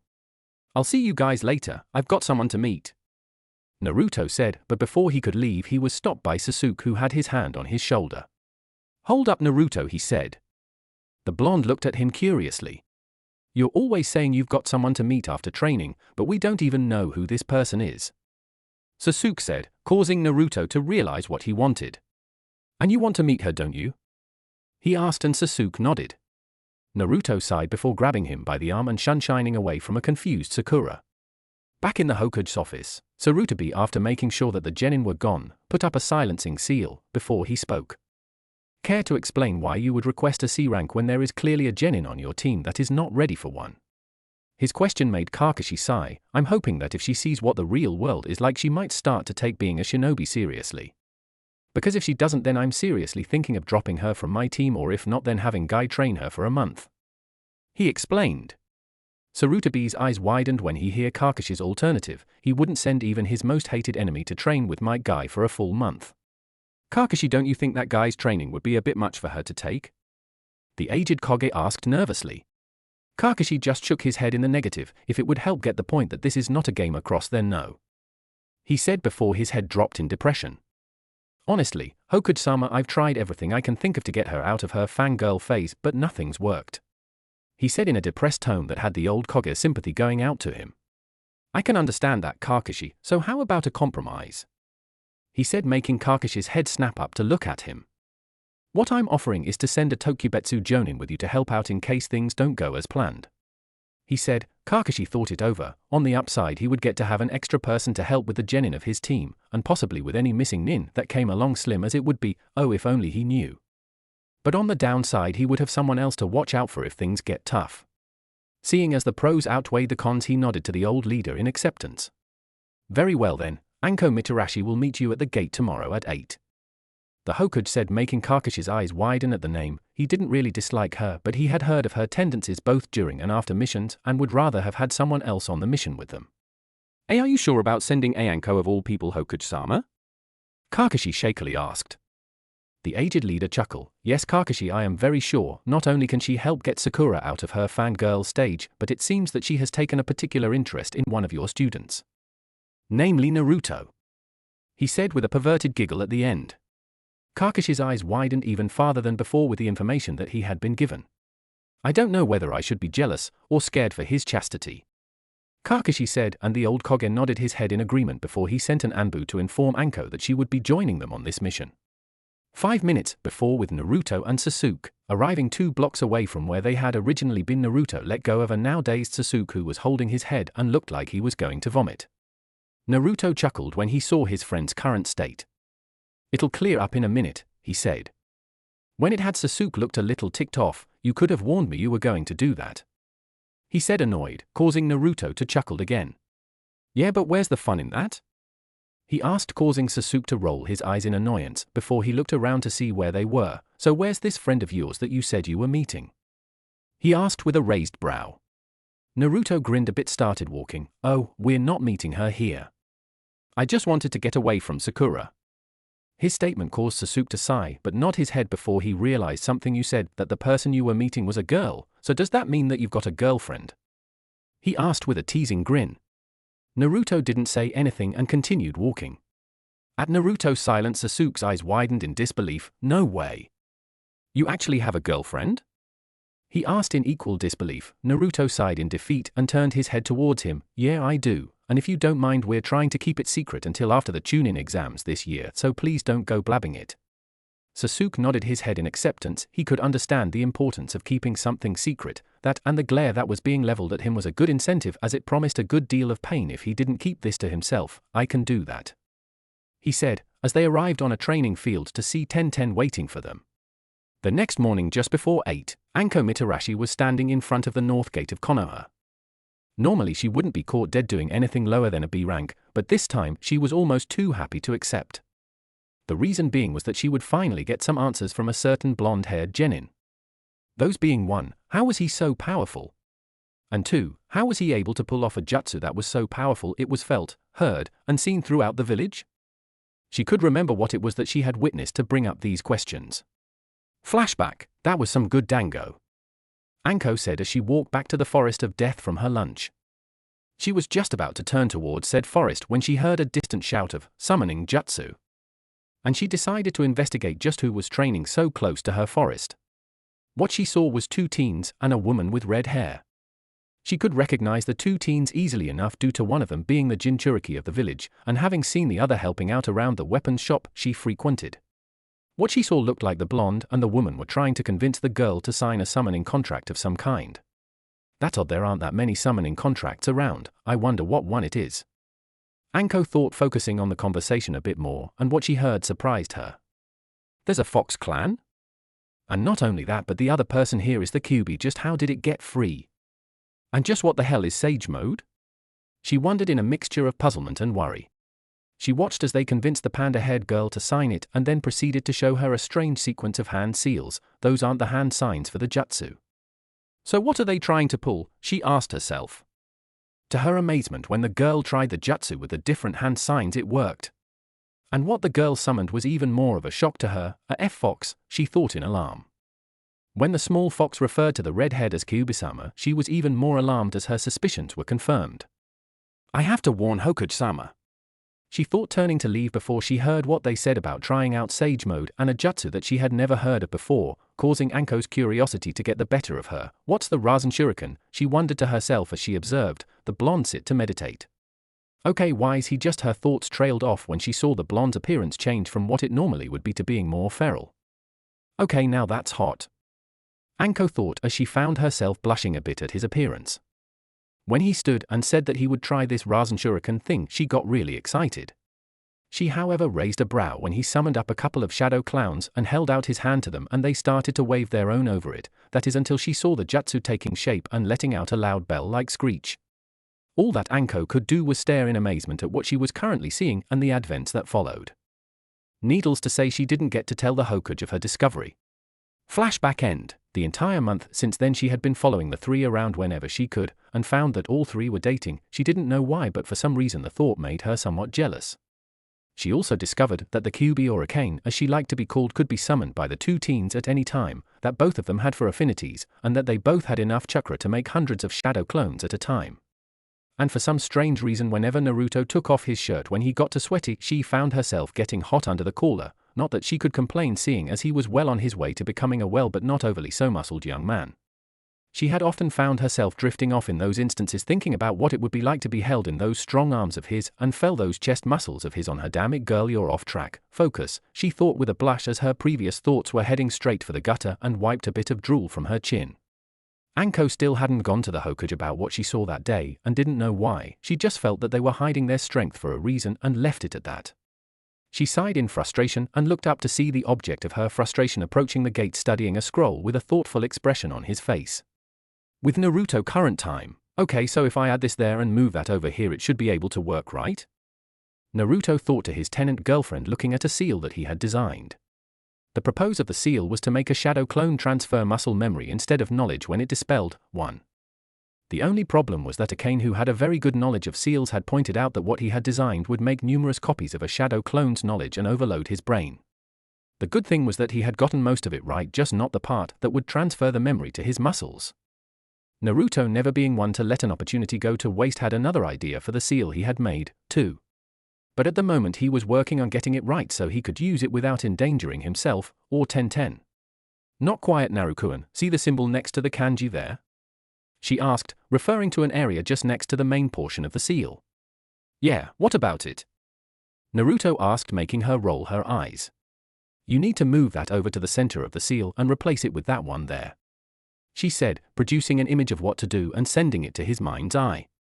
Naruto's eyes widened when he received the image Arcane sent him. Now I get it, Arcane-chan. So when I move it there, adjust this, and move that there, done, he shouted the end, causing Arcane to smirk somewhat but rub her ringing ears. Naruto looked up when he arrived at the gate to see that he wasn't the only one there, and that the only one to have scared him but made him wish for more of it was the one standing there, looking at him with a mixture of curiosity and hunger. He shivered when he remembered the last time he had run into her. It was both a frightening and somehow pleasant experience that he would rather not talk about. He yelped when he suddenly found himself lifted into the air by his collar and held directly into her face. What's going on? He asked nervously. I have questions for you, Gaki, and you will answer them. Understand? It was more of a demand than a question, but was said in a threatening voice that left no room for argument. Naruto nodded his head faster than one could say a ramen to show that he was listening. Anko was just about to open her mouth to ask what she wanted when a lazy voice interrupted. You know, Anko-san, you threatening my student is making me rethink the decision the Hokage made about you joining us on this mission. The two of them turned their heads to see Kakashi, who had his head buried in his book, Tazuna, Sasuke, and Sakura staring at them funnily. Grinning sheepishly, Anko set Naruto down. Sorry about that, Kakashi, I just had a question to ask and wanted to make sure he answered it, she said, scratching her cheek. Her response made everyone present sweat drop and think, and you had to threaten him, Umi? It was at this moment that Naruto realized something. Kakashi said, Kakashi-sensei, what do you mean that she's going with us? He asked. Inwardly he was panicking. How did this happen? This didn't happen last time. Oblivious to his students' thoughts, Kakashi replied as he led them all out of the gate. Well, the Hokage thought that it would be better to have some backup on this mission in case things got though, he said, and did not fail to notice the flinch that Tazuna made as he finished. Anko, who hadn't failed to notice it, just shrugged her shoulders and said in a bored voice, it's not like I could turn it down, seeing as it was a direct order from Hokage-sama. While she said this, she directed a look at the blonde genin that clearly said, "We're not done here." Making said blonde shiver and Akane to growl to herself, thinking, "Sorry Ten-chan, but if this goes on for much longer I'm going to have to confront her on my own." 1 hour later, the last hour had passed fairly quickly for the group of 6. Sakura had spent it either looking at Sasuke or asking questions about Wave and its military. Sasuke had listened to the answers since he was also curious, and trying not to kill a certain Pinkette.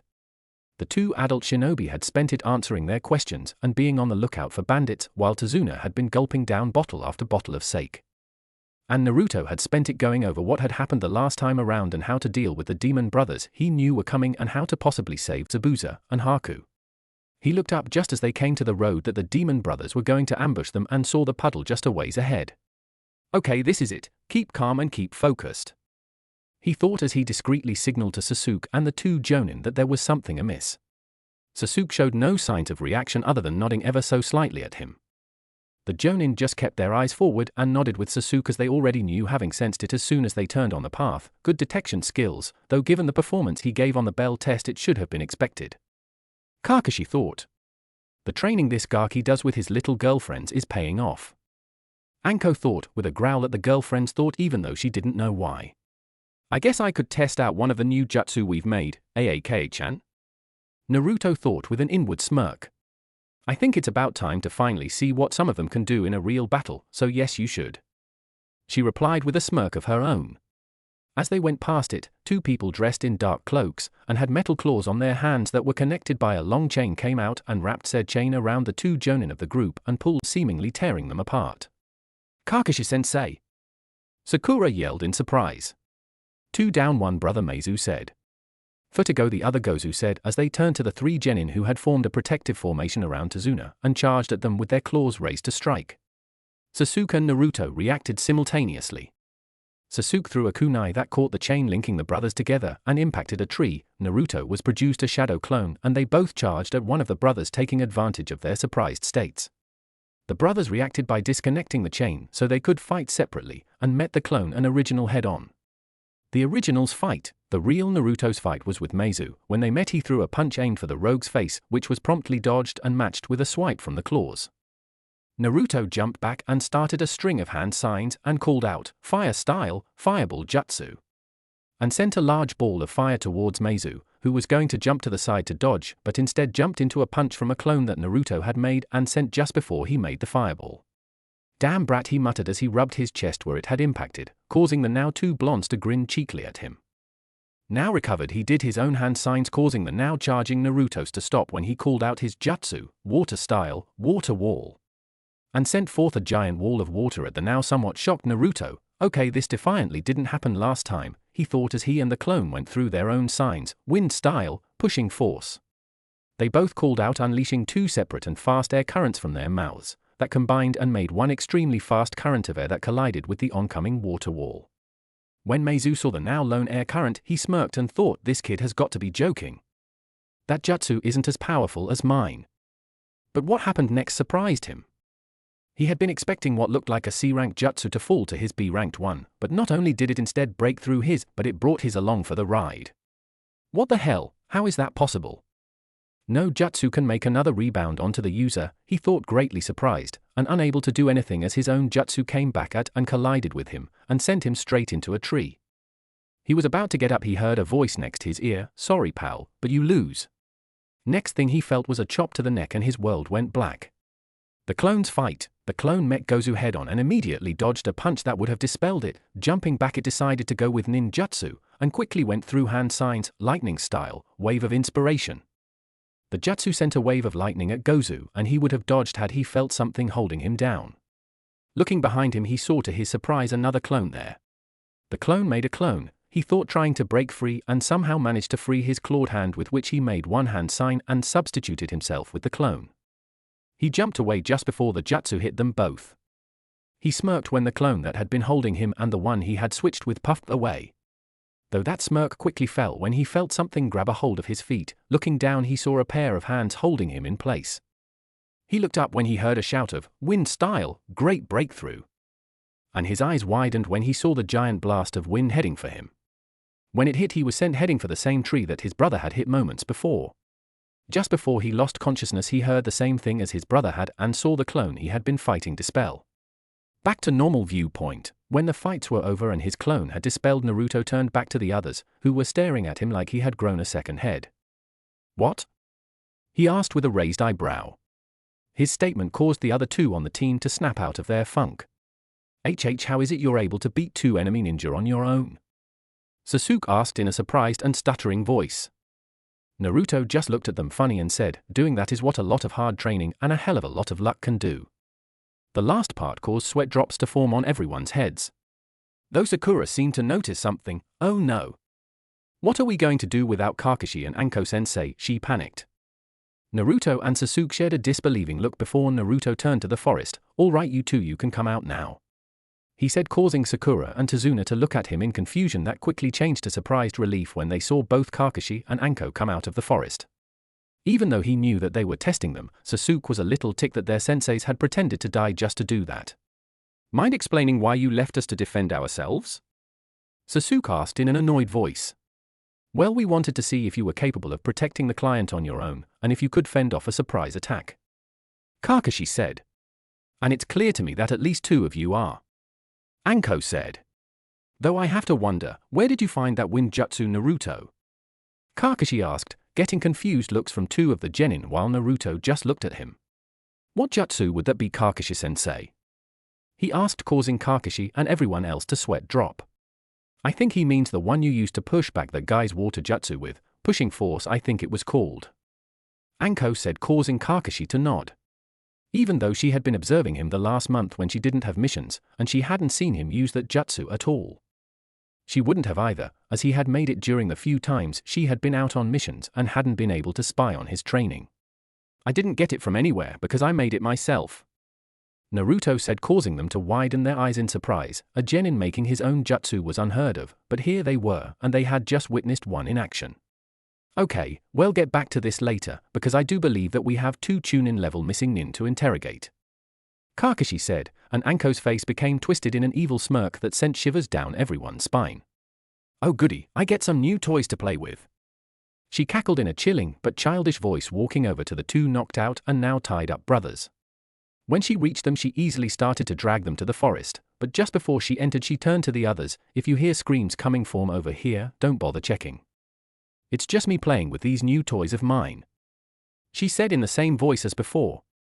And with that she walked right on into the surrounding forest, and almost immediately the screams started. The others could only imagine what horror she was doing to the two Rouge Nin. Just after the screams started, Kakashi turned to Tazuna and started his interrogation. "All right, Tazuna-san, start talking," he said in a completely serious voice, one that two of the genin had never heard him use. Tazuna now was looking nervous. "I don't know what you're talking about," he said, trying to play innocent. "Don't try playing the fool, Tazuna. Those two, who happen to be high C, low B rank missing nin, were after you. Now when you signed on for protection, you said that all it would involve was bandits and wild animals," Kakashi said, glaring at the man. Seeing that he was caught, Tazuna sighed. "All right, you got me. The truth is, cue the whole thing from anime up to the point to where they decide what to do. So let me see if I got this right," Kakashi said, putting his hand to his chin. "Gato, one of the richest men in the world, has taken over your country and has been bleeding it dry." Kakashi started, making Tazuna nod. "You have been building a bridge to bring the economy back to wave while at the same time breaking Gato's hold over the country, and to prevent you from finishing this bridge he has sent missing nin after you." He finished. Tazuna nodded again. Just as he was about to talk again, the scream stopped and Anko came out of the forest with a small frown. Seeing the rest of the group looking over to her, she just sighed before she explained her findings. "Well, as you've probably guessed, they were hired by Gato to go after the old man," she said, causing Kakashi to nod and Tazuna to look offended by the old man comment. "But," she continued, "they were working with someone else," she said. Kakashi raised a brow. "They're working with Zabuza Momochi and his apprentice," she finished with a frown and getting wide eyes from the resident sensei of the team. "Who's Zabuza Momochi?" Sasuke asked, curious as to whom they were up against. His question brought him the attention of the two jonin. Kakashi sighed as he looked to his team. "Zabuza Momochi is an A-rank missing nin from Kirigakyo," he said, making the team's eyes widen, Naruto including, as he had to keep up appearances. "Now what are we going to do?" Anko asked Kakashi, as technically she couldn't do or say anything on the mission as she wasn't the one in charge. Personally, she would like to go and take this Gato person out, especially if what she had heard from the demon brothers about him and his methods were true. Kakashi thought it over for a minute before he tuned to the genin. I think we should let them decide, he said, making Naruto and Sasuke smirk, Sakura to look worried, and Anko to look at him questionably. Are you sure that that is a wise thing to do, Kakashi? Anko asked. She may be a sadist, but she still had morals, and one of those happened to be to not put children, genin or not, into danger. Actually, it is, he said, causing her to raise an eyebrow at him in question. While it is true that they are still green genin, they have to start making decisions on their own as well, in case they are ever chosen to lead a mission in the future. He stated, getting another raised brow from Anko, but she nodded in acceptance nonetheless. Now, Kakashi said, turning to the team, what do you all think we should do? Naruto looked to Sasuke when asked this, and they both knew what the other was thinking. One way or another they would help the people of Wave. Turning back to his sensei, Naruto spoke up first. Well, I'm defiantly saying that we go for it, because I don't know about you two, he said, referring to the Jonin, but I can't stand people who can do things like that to others, just for their own sick pleasure. He finished. Tazuna looked gratefully at him. Kakashi turned his head to the other male on his team to see his opinion. I'm with Naruto on this one, Sasuke said. Kakashi nodded. Now turning his head to the female of the team, he got a positive answer from Sakura, who had at first been against the notion of going forward with the mission, but as soon as Sasuke spoke, his mind had immediately changed hers. Seeing Sakura's change in mind, Anko and Kakashi both sweat dropped, while the former was thinking, well, I can see why Hokage-sama wanted me to come along. Obviously he thinks I can beat the fangirl out of her. Oh, goody, I love breaking them. The beginning was thought with the sweat drop, but the end was with an insane smirk that was seen by, and caused, Kakashi to rethink letting her come on this mission. Well then, I guess we go on, Kakashi said, deciding to get his mind away to the possible things Anko would do to kick Sakura's fangirl phase away, and started walking. 2 hours later, we find everyone sitting in the boat that was taking them to the island that was Wave. Well, almost everyone Naruto was walking alongside the boat. Everything was deathly silent except for the gentle trickle of water, and they couldn't see a thing from the fog that surrounded them. Kakashi and Anko, who were sitting in the back, were keeping their scenes on full alert. Sasuke was staring straight ahead, but if you looked closely you could see that at every half-minute interval his eyes would dart around, and his ears would twitch with every sound that was made. Sakura, do you even need to guess? Naruto was worried. True, he knew when and where they were going to be attacked, but that didn't mean that Zabuza couldn't have changed the plan. He knew it was possible for that to have happened due to the demon brothers having stuck to Tearjutsu last time. This time around they had used ninjutsu. How could this happen? The only thing that they did that was the same was the genjutsu and going after the jonin of the team first. He thought, unknowing that his chakra started to spike and drew the attention of the two jonin. Something wrong, Naruto? Kakashi asked, snapping Naruto out of his thoughts. Huh? He asked, looking over to his sensei. Kakashi stood up and got out of the boat to walk along with his sensei's son, and making the attention of everyone go to them. Your chakra started to spike, and you had a worried expression on your face. Everything all right? He asked, falling into step beside him. Naruto's eyes widened, and he quickly made up a lie. Well, I'm just a little worried as to how we're going to deal with Zabuza is all, he said, getting a skeptical look from Anko. Not that they saw it, and a nod from Kakashi. Don't worry about him, Anko and I will handle it, Kakashi said. Naruto, though, had different thoughts. That's not what I'm worried about, sensei. I know that you both can handle him. It's whether or not he changed the plan of attack that has me worried. Anko was still looking at the time-traveling genin skeptically. She knew that with his level of skill that he could beat Zabuza. Okay, what's he playing at? It's like he knows what's going to happen, she thought, thinking back to some of the snippets of conversation she had overheard when she had been following them. It wasn't much, but what she had heard was that they had planned to change something and prevent a war, whatever that meant. Add the fact that he had seen the genjutsu when the reports from the academy said that he didn't have any clue on the subject didn't help with her thoughts. Akane was starting to get more and more suspicious of Anko and how much she knew about their plans. How much does she know? Sai, looks like I'll have to talk to her on my own. Sorry, Tenten, she thought to herself as she contemplated what to do. Kakashi was just about to say something when they caught sight of the shore through the fog. We can worry about Zabuza when the time comes, but for now, we wait, he said as he and Naruto stepped onto the shore and waited for everyone to get off the boat. All right, everyone, Kakashi stated as the boat departed back to the mainland. We're now in enemy territory, so we will be traveling in a diamond formation around Tazuna-san. Naruto will be in the front guarding for frontal attacks, Sakura will be on the left, Sasuke you're on the right, Anko and I will bring up the rear keeping a lookout for anything that gets through your defenses. He explained, getting nods from the group as they began walking towards Wave again. It was a few minutes after that Naruto heard something in the bushes and reacted by throwing a kunai at it, startling and putting everyone on the defense when he did so. Narrowing his eyes in suspicion, Naruto walked over to the bush and moved the branches out of the way. His sweat dropped when he saw that he had once again been sent on the attack by a rabbit. Said rabbit was sprawled against a tree with its ears spread wide apart and had waterfall tears coming out of its wide eyes. It made quite the comical sight. Oh come on, I did it again, he thought. In his head he heard Akane laughing to herself as she saw the poor creature. When the others saw it they all relaxed and sighed in relief. The two jonin though were thinking, white fur. It's the middle of summer, the rabbit's fur should be brown, not white. That means that it was raised inside. Their faces then took on a look of concerned realization. It must have been used as a substitution, they thought as they discreetly moved to defensive positions around the team. Naruto Baka, you could have killed the poor thing.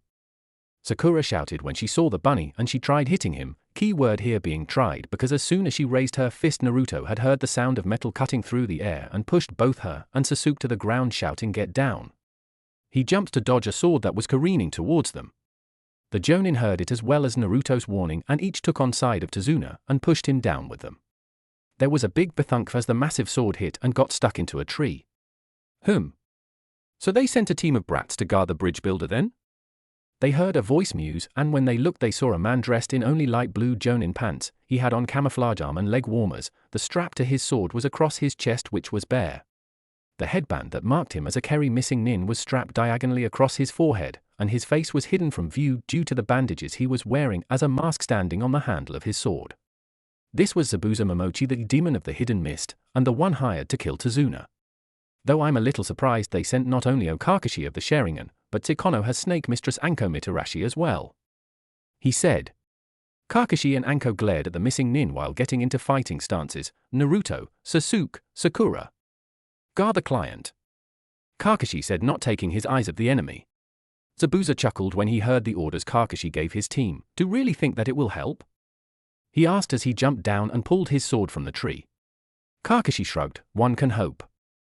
He said. He turned to Anko, let me handle this for now. Join in when you see an opening.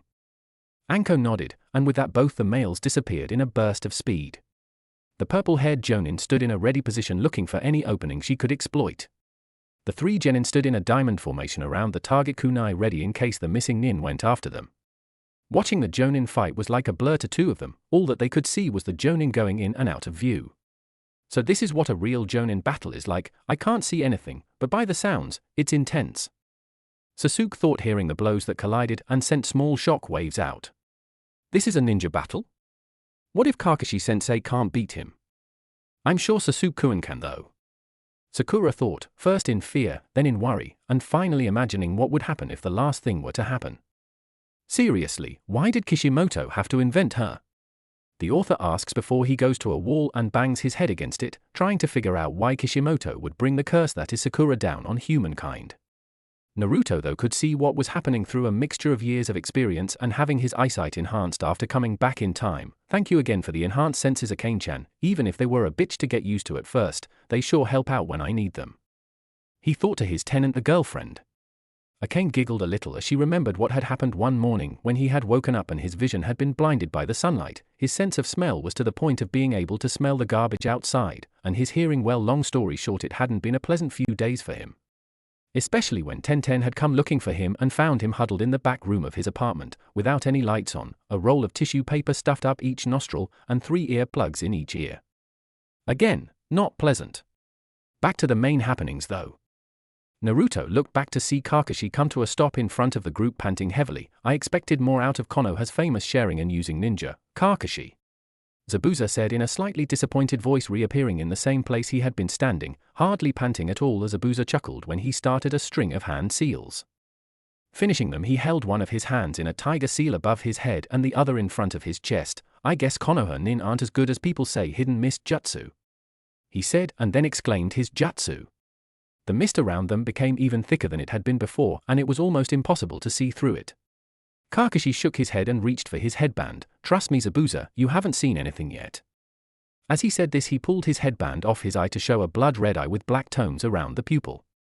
Zabuza chuckled again, his voice coming from every direction at once. Oh, so you finally reveal the Sharingan, the legendary jutsu of the Uchiha clan, Kakashi?